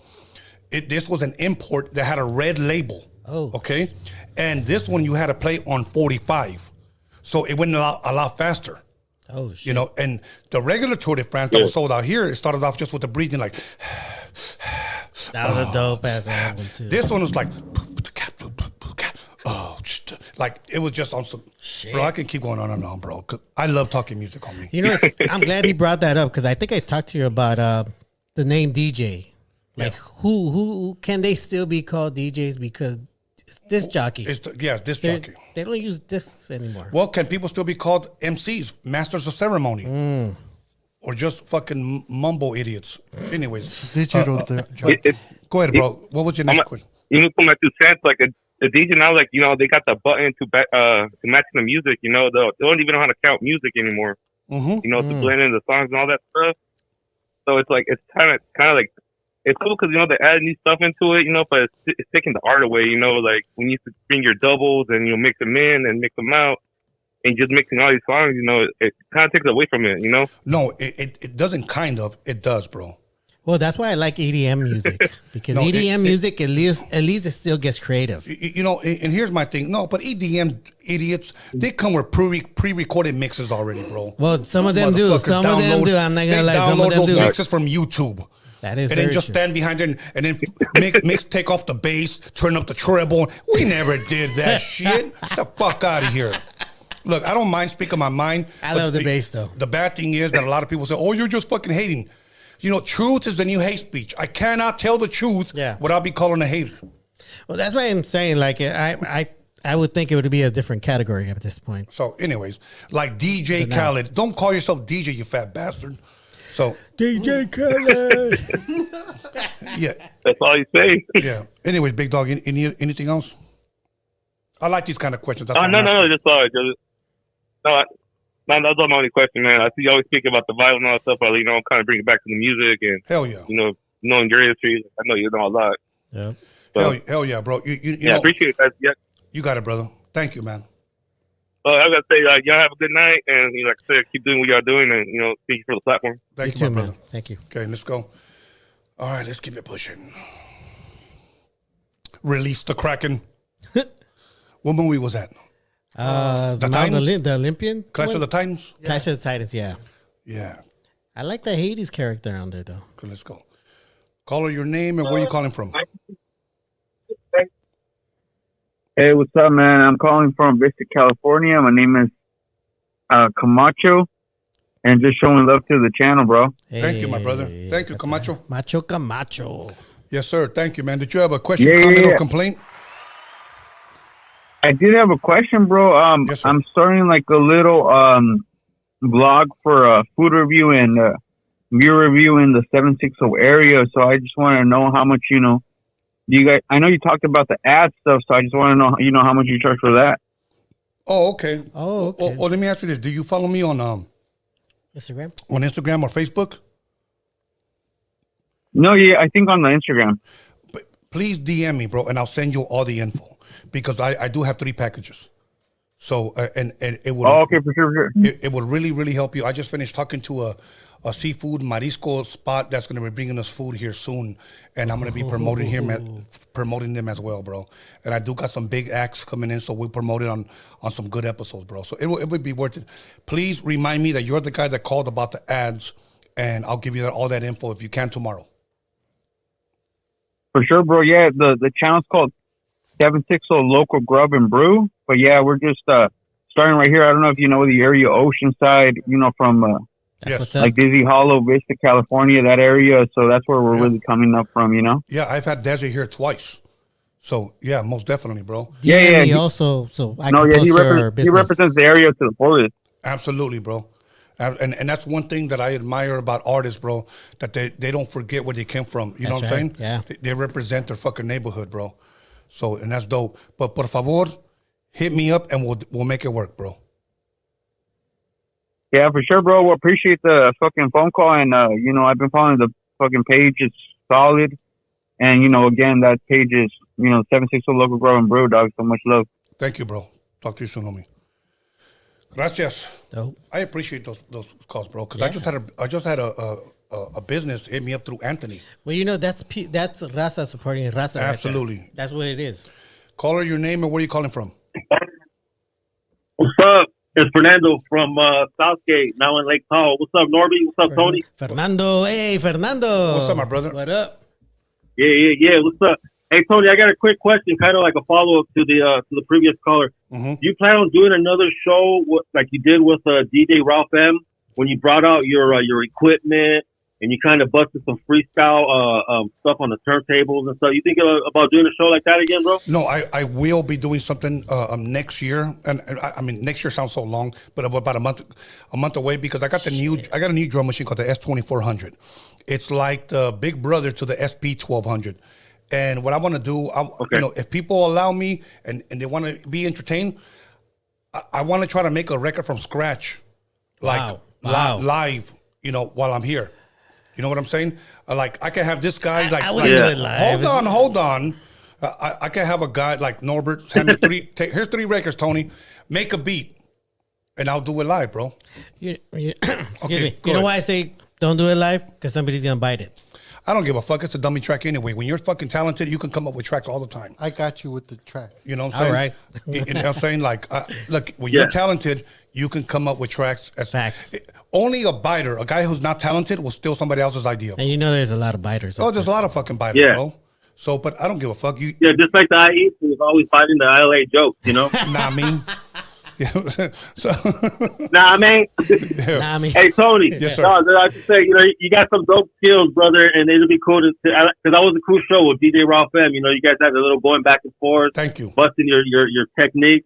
That shit was dope, man. Much respect. And to the haters out there of Nate Love, eat a dick. Hey, that's right. Nate Love deserves respect. I love Nate bro, Love. I want to ask you one question before you. Nate Love, much respect, Nate Love. Hell yeah. Big dog, I want to ask you one question. question. For taking my call. Hold on. Hold on. I want to ask you one question before you hang up. Okay. This is just one question. What other podcast out there can bring out their drum machine the way I did and play beats or make beats? Who else is doing that? Nobody. Okay. That's all. That's it, my brother. Does it better. Tony's the one. Thank Tony you, A all day, man. Hey, keep those memes coming, man, because they keep me going, man. Those things are hella funny. Hell yeah. Thank you, my bro. Stay blessed, homie. Much love, respect, guys. Have a good night. Absolutely. And you know what? I asked that question not to make myself seem better, but because I know I'm different. Yeah, you are and different. That's it, bro. Yeah. That's it. Or Tony likes to brag about it. No, motherfucker, I'm just different. That's it. I'm not better than fucking anybody. Anybody can do what you can do, turn it on and learn it. Exactly. And you know what? I turned it on and I learned it. Yes. So that's what most people don't understand. Yeah, you just got to do it. Let's go. Caller, your name or where are you calling from? Hello. Hello. Caller, you there? Hello. Yes. Caller. Hey, man. What's up, Tony A? What's up, my brother? How you doing, man? What's your name? Where you Hey, calling this is from? Tony A. Yes, sir. The one and only My wizard. name is Ryman. Yeah, man. I'm calling from North Phoenix, Arizona. North I have a Phoenix. question. So yeah, hey, what's up, man? So do you remember that Lawless album you put out? I believe it was Here's to You, and then you had some production on Way of Life. So how was it recording with Little Rob and Don Cisco and Daza and all that shit? Daza was on one track. Let me start there. As far as she did like what we would call oohs and ahs, like what you do, breathing. Bed drama? Yeah, bed drama. That wasn't on none of Yeah. the Lawless albums, but Bill Walker from Thump put it on one of his compilations, but I produced that track. I used to always use drama for Man, bro, that's just classic, bro. Thank you, bro. I'm sorry, man. It's And- classic, dude. And I'm glad you brought that up, bro, because a lot of people, especially Raza, doesn't give me credit for Chicano rap. I was doing a lot of Chicano rap before a lot of these Chicano rappers were rapping. Okay? So, Bro, Estilo Frio by Don Cisco and Lawless, bro? Come on, man. that was me. That was me.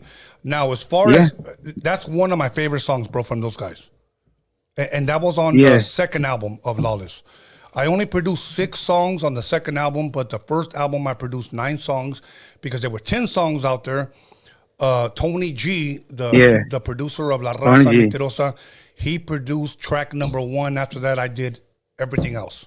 So Little Rob, one thing I will say about Little Rob, he was always about his business. He walked in there, he listened to the beat, he wrote it. And I still have tracks that Little Rob rapped on that were never released. Wow.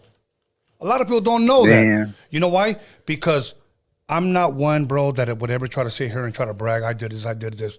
But sometimes you do have to tell your story because if you don't, who will? You know, and the one who encouraged. What about Don Cisco, man? Were you there with, recording? Look, let me tell you something about him. Don Cisco is a dope artist. One thing that I regret doing is that he showed up late. I couldn't wait around. My boy G had already knocked out the lyrics, and I told him, I got to get out of here, bro. So he actually I actually left before he got there. So they tracked him. Okay? When I say they tracked him, they recorded him. Yeah. So I came back the next day and I mixed the song. So I actually was not there when he recorded that one song. Would you have wanted to be there though? Of course. Yeah. Of course. I mean, I was there when I tracked Little Rob, when I tracked Frost, when I tracked hold on. Yeah. Slow Pain, AOT, JB. Yeah. When I did Daza, I was there. The only one I was not there was for Don Cisco. Now, one last thing, and I'm gonna throw this out there. My boy DJ Jam out of San Diego, and I want to give him love. He was a DJ for Snoop and Dre for the whole first Chronic album tour. Damn. My good friend. He was at Steve Yano's studio, which is the studio I was working at in City of Alhambra, Scanless Studio. He told me he had an artist coming in that was going to rap on a mixtape of his. Okay? And I was like, who is he? And he told me the name. I was like, all right, cool, whatever. I leave. I don't wait around for people, bro. I'm going to be real with you. I don't. Yeah. I'm leaving in my car, and the car's pulling in. So I see him. Never met him. Yeah. You know who that was? Tupac. The Notorious B.I.G. Damn. Damn. Okay? Yeah. Shit. So. Wow. So okay, well, let me ask you. You weren't there, but if you were there, would you have changed something? As far as for Notorious? No, before. For other Don artists. Cisco? Yeah. No. Don Cisco laid it down. Oh shit. All right. Don Cisco laid it down. And I'm going to say this, okay? A lot of people might get mad, but you can go back and look at this interview. Look up Cliff Richie, and I'm going to say it again. Yeah. Cliff Richie. Yeah, Cliff Richie. This is one of the guys, bro, that was there. Gladiator Brown. Yes, from day one. Yeah. His interview didn't get a lot of views. I did that interview for me because I've known that guy forever. Yeah. Okay? He sat here and said this. Tupac stole Don Cisco style. Wow. Don Cisco style. This is why I tell people you got to watch Roadium Radio because you're going to learn about history, about music history. Okay. If you call yourself a West Coast historian, somebody that knows things, and you don't know what's going on here on Roadium Radio, Exactly. you're bullshitting. Well, no other podcast. Hey, Tony, hey, man. Hey man, I'm sorry, man. I have a question. I was just wondering if you ever got Daza's panties signed to her. You know, Daza. Yeah, you know what? She offered you her panties, man. I'll tell you what. Yeah, I know she did. I remember that clip. But here's what I'm gonna do. I'm gonna get her panties because she'll be here next month. So I'll leave it at that. Okay. Hell yeah! That's what I'm talking about. You know? Who's the highest Hell bidder? yeah! So that's all I'm gonna say, big dog. Tony, let me ask you. Hey, because all right, homie. Let me ask you. You brought up Tony G. Yes. What do you think would have happened had his friend not given him the El Chicano album to make La Raza? That I don't know, bro. I don't know because. Did that really change the world, or did it not really change the world? See, because I don't even know how to answer that, bro. Because would Chicano rap have existed had he not that? I don't know how to answer that because I don't know if Tony G knew that song before the guy given the record, because the sample was "Viva Terrado" by El Chicano. Okay? Yeah. Maybe he knew that song, but maybe he just didn't have the record. So it's too much of a broad question. Would it have changed the world, or would it not? Would it have changed the rap world when it comes to Raza? I don't know because that's a question that could go either way. Caller, thank you, bro. Greatly appreciate you, homie, for calling. Muchas gracias. Thank you, homie. You too. Yes, sir. So that's such a big question to ask because I truly believe that Tony already knew that song before he got the record. It's like a what if. I mean, because I've known songs, and I told my homie, I'm looking for this record, and he brought it to me. Now, can he say, I'm the one that gave Tony that idea? No, he's not gonna say that. But Tony G did say that his friend was the one that suggested it to him. Okay, hold on. Caller, your name and where are you calling from? This is Bobby Boy, the trucker. Bobby Boy, the trucker. What's hey, good? Tony, how you doing? I'm blessed, brother. I'm starting to get a little. Hey, I met you and Norby during marvelous photo shoot. I was calling for his intro. Yeah, I was calling in regards to the Freaky Tales podcast that he recently did. I think it was on Wednesday. Mm-hmm. And since I'm not able to ask the Satanist himself, I wanted to know your opinion about. I wanted to ask that Satanist about Anton LaVey, how I heard about on his deathbed that he turned to the Bible and he started putting his belief and faith in the Bible because, you know, in my opinion, I felt it was a coward move from what he was preaching about all his life. You know what I mean? You know what? So do you think that was a coward move or do you think that was a smart move on him? Because I felt like he did that because he knew he was in touch with evil. He knew the devil existed. You know what's funny that you say that, bro? Because I'm gonna shoot you my first solo Freaky Tales link because he called in and I answered that. I asked him that question.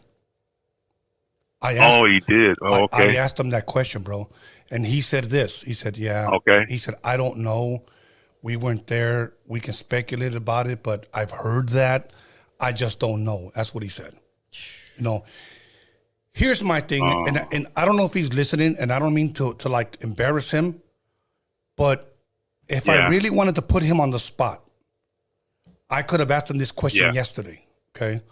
And I say this with respect. I could have said this, okay? You said that we are no different from an animal. That's what he said, okay? So when we die, we're just energy, and we cease to exist. You know what that means to me? That your life has no purpose. Oh, wow. Yeah. Think about that for a second. Your life has no purpose. You know, I watched a movie called Gladiator, and Russell Crowe said this, one of my favorite quotes. He said, "What we do in this life will echo in eternity." I do believe in eternity. I do believe in heaven and hell. I do believe that, bro. And I do believe people go to hell. I do believe people go to heaven. Yeah. I don't believe in a purgatory, okay? But when he said we just cease to exist, that means, you know what? Then you are no different from an animal. Your life has no purpose. So you know what? Do what Aleister Crowley said, and do what thou wilt. Do whatever the hell you want. You want to live a Richard Ramirez life? You want to live a Jeffrey Dahmer's life? You want to live a Ted Bundy's life? Go ahead. Yeah. Because you're just going to cease to exist. Yeah, it's almost like they're. I want to play devil's advocate on that one. Okay, go ahead, because this guy will be a great defense lawyer, because this is the type of guy that would defend Jeffrey Dahmer. But go ahead. I said devil's advocate first. Yeah. Okay, well. Don't defend us. I think I don't think he said that we're just gonna disappear. Okay, tell me what he said, because I can rewind it and play it for you. I want to say he said that we go somewhere else. We're just not here. Our energy goes somewhere else. I don't think he said he knows where that's at, but his assumption is that eventually goes somewhere else. Okay, let me ask you doesn't this. just disappear. Are you willing to bank on that? Oh, yeah, What's take that? a shot. Take a shot. I asked him, are you willing to bank on that? That he said that, right? Yeah, no. That's true. Oh, no. Well, no. Okay, cool. In the conversation. All right, carnal. Like, so next time, Yeah, like, appreciate it. yeah, bro. You know what? Let me know, bro. Next time Marvelous comes through, maybe you can come through with them, bro. Yeah, I would definitely want to see that episode now. I just want to hear his demeanor, his tone, you know what I mean? Because it's different from you telling me what his response was. Yeah, I'll find it, and I'll send you the timestamp, and you can listen to it, bro. Appreciate it. And make sure you follow I just him at wanted Marvelous to Minds on represent the YouTube. LA fools. I just want to represent the LA fools Hey, that's clowning right. on IE fools. Go for it, bro. All good. All good. All right. Appreciate it. You guys have a good night. Yes, sir. All right. Here we go. We need an IE caller to, stand Do we up. have any IE callers out there? I would hope so. Hey, caller. Ay. Is that what the IE fools sing? No. Caller, They said, soy la 69. caller, your name, where are you calling from? Hey, what's up, Tony? It's Tito from the Harbor area, but not located in Arizona. That's What's up, my brother? How you doing, man? What's up, man? I'm just chilling right here. Checking out the podcast, man. Hell yeah, All thank day you, bro. supporting this, Appreciate it. Harbor. Thank you, my Pero brother. hablé aquí con todos los- Your phone's a Hey, little... I got a question. Yes, sir. You've been in the game for so long. I actually spoke to you, your homeboy Jen from the Fashion Center. Mm-hmm. It's Tito Bermudez canal. I just released another music for Rafa at Tito Bermudez on YouTube. Los canales. Te quería usar para un video, shit, pero ahorita más te voy a preguntar algo. All right, canal. So, what are your top three that you think were well written and well songs, brother? Songs? The top three that were well written and well sung when it comes to this hip hop rap thing. 80, 90, canal. Did you say hip hop raza or just hip hop in general? Hip hop in general, canal. The best well written, well sung rap songs from the 80s, maybe from 79 to maybe 95, brother. Okay. I'm going to give you two right now, and I'm going to take three. The number 3 one is going to take me some little bit of time, but I'll tell you. No, you know what? I got all of them, and they're all from the 80s because they were all different. That's right. Because they were all different. Okay. That's right. When I first heard Grandmaster Flash and the Furious 5, the message, broken glass everywhere. Yeah. People pissing on the stage like you just don't care. That was one, bro. That was fucking dope. Bro, that one. Number one, exactly. That was That's the my game changer. That one fucking gives me goosebumps still, bro. Mm-hmm. And I will say this. Hell yeah. I will say Curtis Blow, because these are the breaks. Break it up, break it up, break it up, Nice. break down. Classics. Timeless. Nice, brother. Nice. Okay. And then this one is this. This generation says this.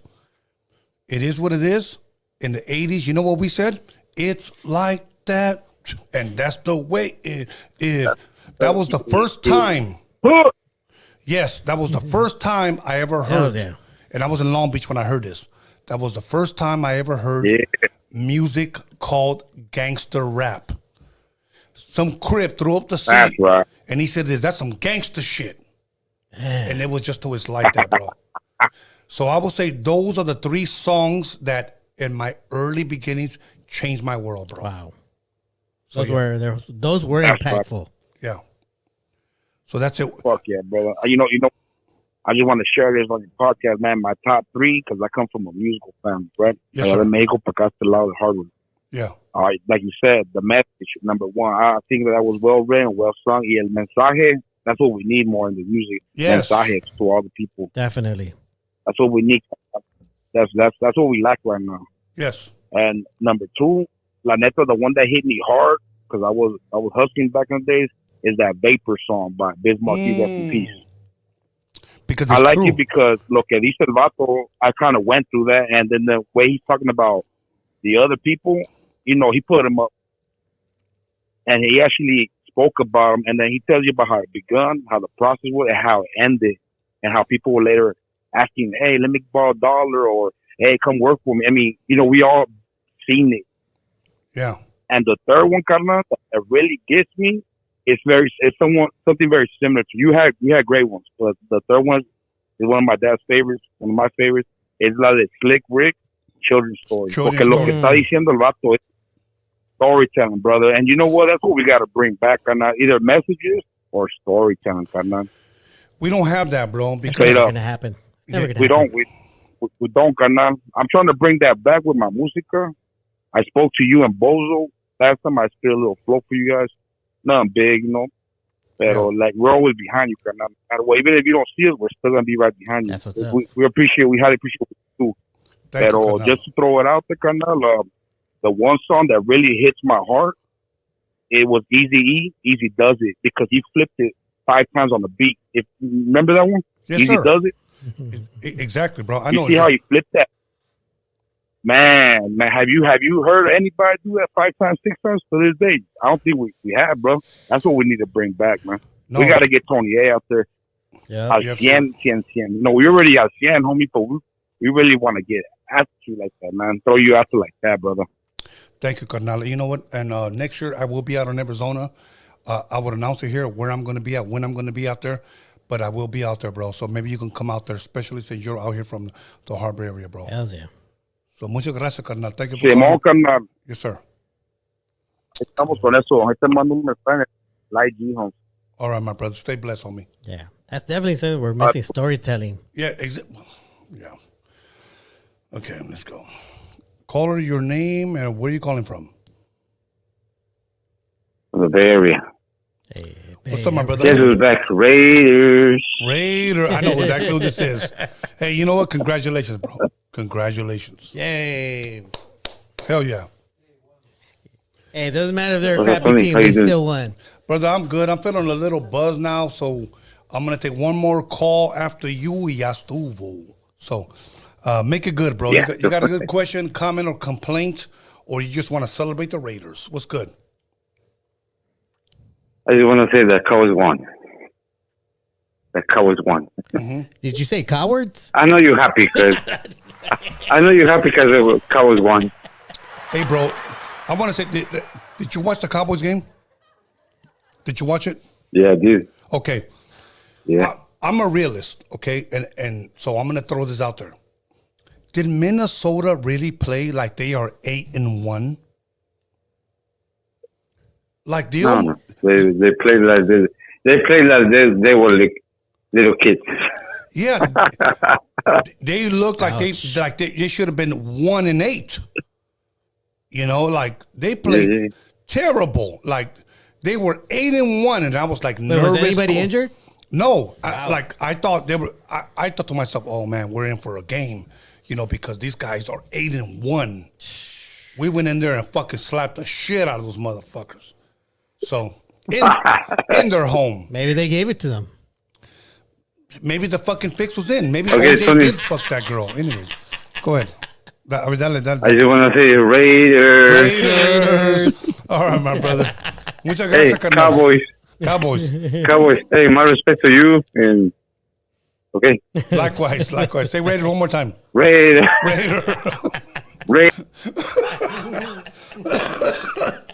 All good. All good. Do we have any IE fools that want to call in, bro? That'd be nice. I want an IE fool to call in. Okay. I really do too. Last caller. Here we go. Let's go. Caller, your name or where are you calling from? Yo, what's up, Jesus? What are you saying? I think he clicked, huh? I don't know. His lady must have hung up on him. Caller, your name, where are you calling from? Wicked from the IE. Wicked from the IE, bro. I've been dying for someone from the IE to call in. Wait, is this Wicked from the live chat? No, hold on. But Wicked, thank you. So go ahead. You're the last caller, bro. Shit. Yeah, well, fuck everybody on the chat. Nah. You know what I mean? Keep fucking having a bulb on your finger, pussy, you know? But anyway. But yeah, much respect, Tony. Fucking, I like what you do, you know? Fucking, all your podcasts with Marvelous, they're all teed up. They're all cool, you know? Yes. Thank you, my bro.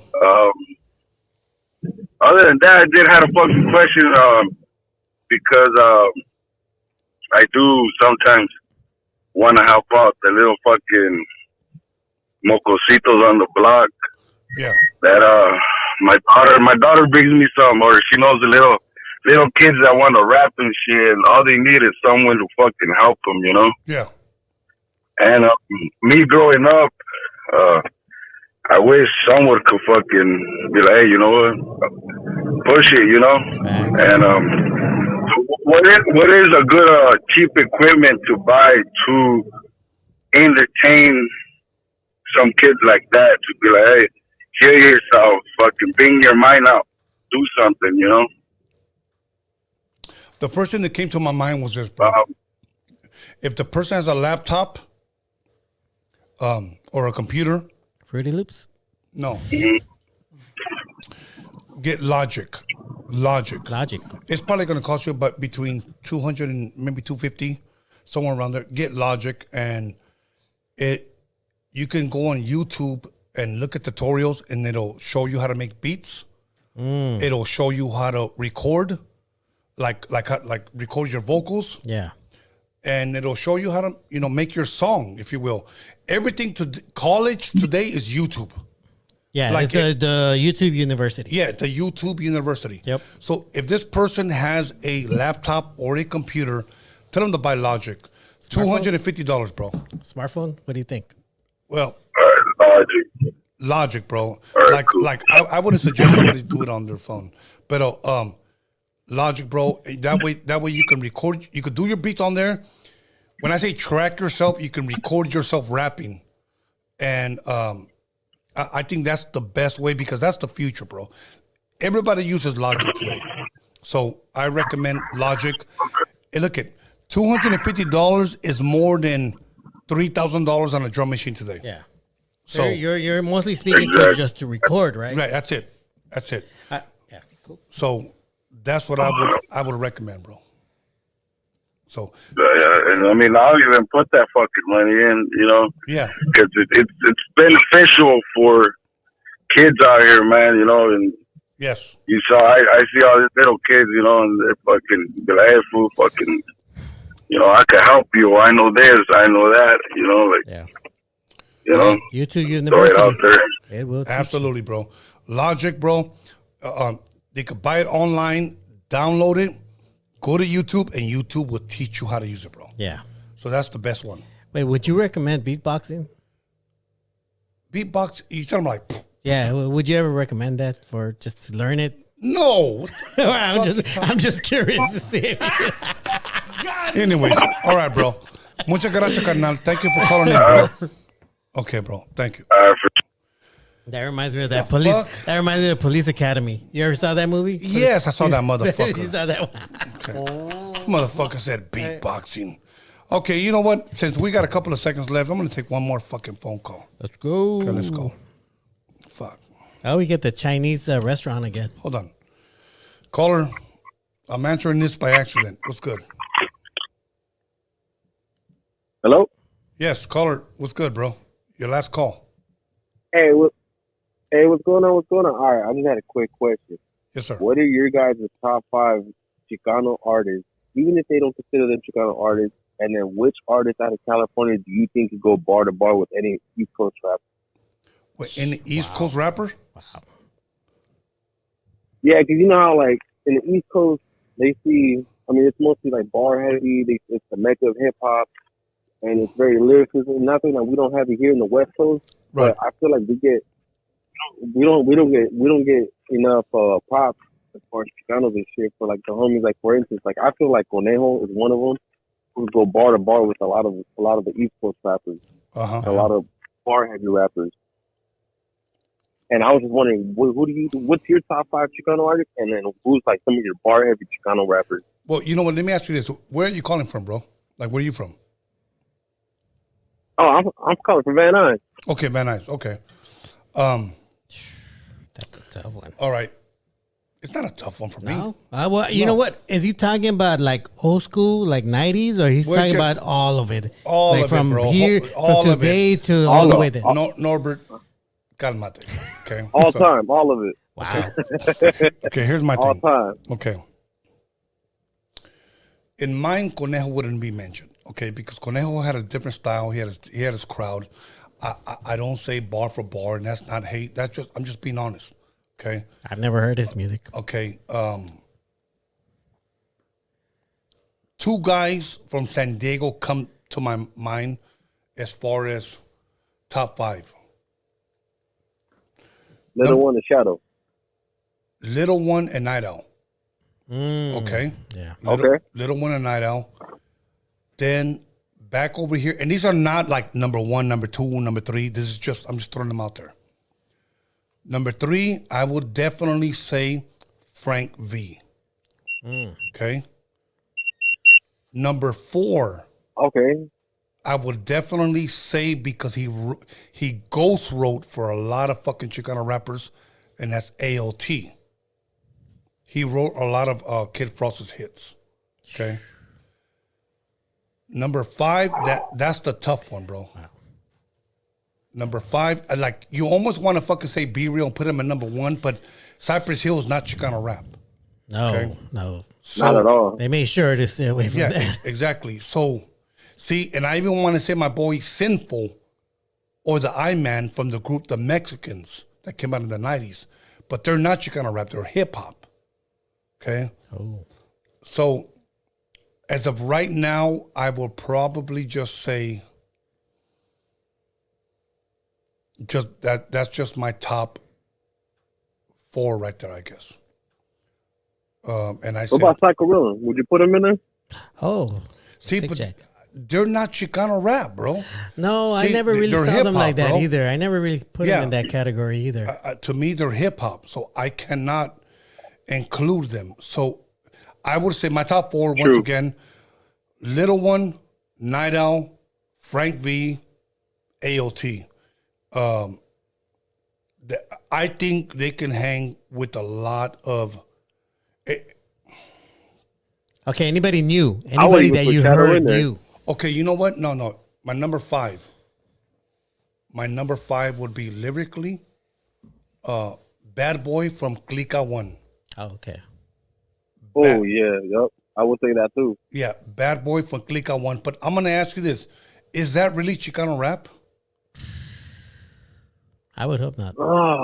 See that? I would say it's more gangster rap than it is Chicano rap. Okay, then let's go with that. So I think that if I flew these guys to New York, they can handle their own. So that would be dope. That would be a good versus. Yeah, you know, the sad thing is that New York has that aura that because you're from New York, you're automatically a dope rapper, a dope popper, a dope breaker. The dope poppers, the best poppers and the best breakers and the best DJs came from LA, not New York, bro. They started it all, but we just finished made it better. We finished it. We just made it better. We finished it. That's it, bro. So we polished I it. I would say we did that with. I would say we did that with hip hop too. It started over there, but we made it better. Unfortunately, absolutely, bro.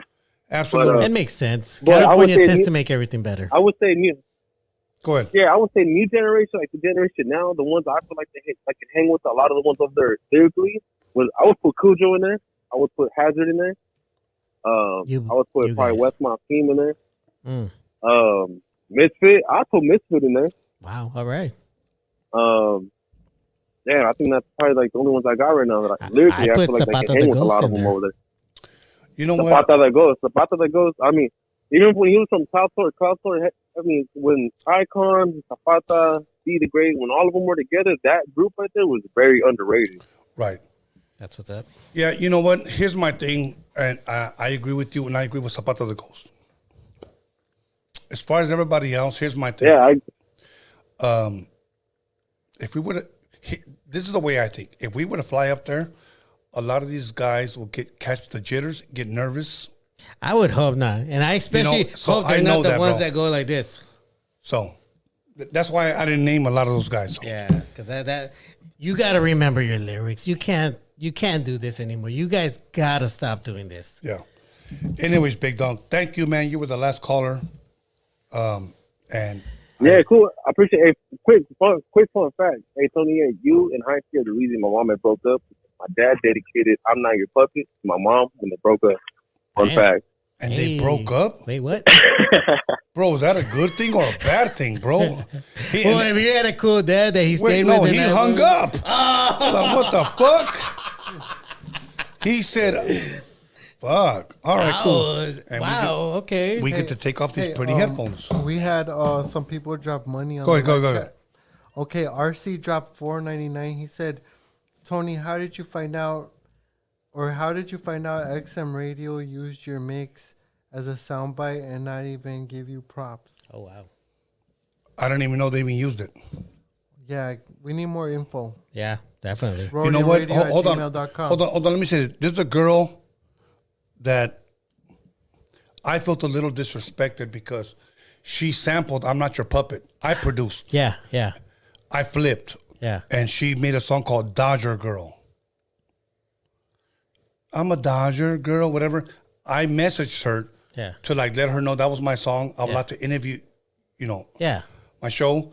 She left me on red. Really? Yeah. Wow. So super disrespectful. Here's my thing. You're going to sample my shit, you need to put some fucking respect on that shit. Of course. So we can shit on them. Especially if they message you about it and invite you here. Exactly, bro. So that's my thing. Like, don't fucking do that. See, that's the thing.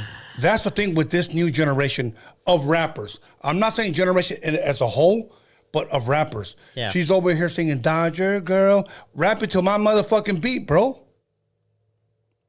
So highly disrespectful. Yeah, so anyways, go ahead. Okay.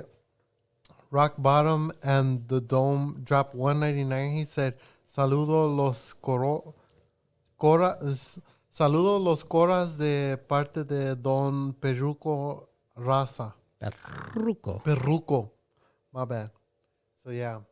And then, you know what? That vote that you had earlier, the question was, hold on. The question was, who's more deep in the live chat? 233 votes. 26% are IE fools. 48% are LA fools. Yeah, that's what's up. 11% are SD fools. Oh. And 14% are Bay fools. Okay. And I know there's out-of-state fools, but we don't know. Yeah, exactly. We gotta include them next time. Next vote. Okay, somebody said, Tony A, hold on. Why are you being so greedy? Get back to the gente. Huh? What does that even mean? No, hold on. You know what's funny? Here's the funny part. When somebody says, let's give to the culture, let's give to the gente, that means for free. Dude, well, what do you think this thing is right here? Exactly. This is exactly what you do to give back to the culture. So that means I produce a song that sells 500,000 copies. Yeah. It goes gold, and somebody gets to use it and say, you know what? I get to use it because it's for the culture. Okay? Or imagine Bobby D. Yeah. And I know Bobby D. Yeah. Okay? Just had a nice show out there. A big show in Ontario. Yeah. Imagine going to the show and you're like, oh, the tickets are $100. Nope. Tell Bobby D to do it for the culture. Come on now. I got 12 people with me. Tell them to do it for the culture. Come on, stop. Anyways. Nobody before you was sampling lowrider oldies. Those are just privileged people. And you know what? People. And look, if anybody wants to say, Tony, my song came out before yours, I'm sorry, go back to my mixtape. Send link. Hold on. We were sampling them in the 80s. So, anyways. And then somebody said, Box called in. No, Box did not call in. Okay, so I heard he made an appearance in another show, though. I don't know what went down, but this is what I heard in the grapevine about. I want to say about maybe 4 days ago. He did? Yeah, he made an appearance. What did he say? Like I said, I didn't listen. I just saw that somebody told me that he called into another show. All right. I'm not sure what details about it. RC dropped $4.99. He said, back to what we were talking about, XM. XM had West Coast Day and used an old school Roadium radio mix, and you can hear Dr. Dre say Tony, but they gave Dr. Dre props for making the mix of Tony. No, that was my mixtape, and it was funny because LL Cool J, and I still have it. This is Dr. Dre before he was Dr. Dre, before. And then they play my mixtape. And I'm like, that's crazy, bro, that they would give Dr. Dre the credit for my mixtape. You know what that made me feel, bro? Hey, I can't even imagine. Hold on. You know what that made me feel like? You don't want a Mexican to shine, bro. No. You don't want a Mexican to shine. I did that fucking mixtape, and you had LL Cool J say, this is Dr. Dre, and this is before he was the producer. This was before, and it was my mixes. Well, it was like that situation you had with that one other artist, right? That you got invited, that he wanted to meet Tony A. the Wizard, and then you found out. Yeah, that I was Mexican. He goes like, are you sure that's you? It's always been me. Like, what the fuck you talking about? I thought you were black. No, I'm not fucking black. Like, you know, I don't know. Like, it's just me. Here's my thing. Our people are so talented that when we shine, it's hard for people to believe. It is. It's hard for, but here's what diminishes us when we hate on each other. That's the worst part about all of this. Is that when we hate each other? Yeah, we don't support each other. So we don't buy the merchandise. We don't buy the tickets. We don't spread the word. Yeah, Alex, go ahead, bro. That's it. Okay, and by the way, that was on Rock the Bells. That was on Sirius Radio, Rock the Bells. LL Cool J said, and I still have it. I'll post it tomorrow. Yeah. Yeah, this was Dr. Dre before he was Dr. Dre, when he first started producing, and it was my mixtape. And I'm like, really, pal, really? And I even contacted Z Trip, LL Cool J's DJ, and I said, bro, that was my shit. Yeah, that you played. You know, when Dr. Dre was on Rock the Bells Live, they played my mixtape, and Dr. Dre was taking the credit for it. He was like, oh, shit, I don't even remember doing this. You really fucking remember, because I was there. Yeah. Yeah. You know? But I don't want to sound like Paul Rodriguez. But anyways. I'm just telling the fucking truth. You know what's sad? Is that I'm trying to encourage our people. Speak up for your fucking self. Yeah, that's the one thing our culture has a problem. We fucking stay quiet. No, mejor no digo nada. Nah, I don't want to cause any problems. What? Speak up for your fucking self. Yeah, fucking speak up. Let people know who's who and what's what. Look, Kid Frost had an impact on hip hop, especially on the West Coast. Yeah. And let me tell you something. Julio G, Tony G. Yep. I had an impact on this. I'm not trying to say I'm the inventor. Fuck no. No. But what I'm saying is that I had an impact. Definitely. 100%. So, you know what? If you're Raza, state your fucking claim. That's all I'm going to say. Yeah. State your motherfucking claim. We have a claim on this game right here of hip-hop. We have a claim.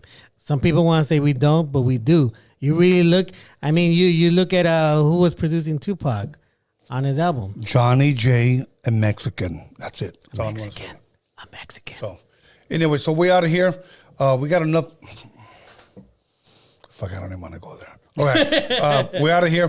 Thank you. Much love, much respect. Norbert, he's the part of the Roadium Radio team.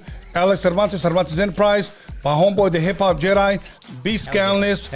And I'm working on Magic Girls record. I'm going to tell you right now, we are going to come with the motherfucking hit. For all you girls going to fucking blow your G-strings off. And for all you guys going to blow your fucking... your G-strings off. Anyways. We out of here. Stay blessed. See you guys here, Wednesday? Wednesday. We out of here. That's right. Let's go. Take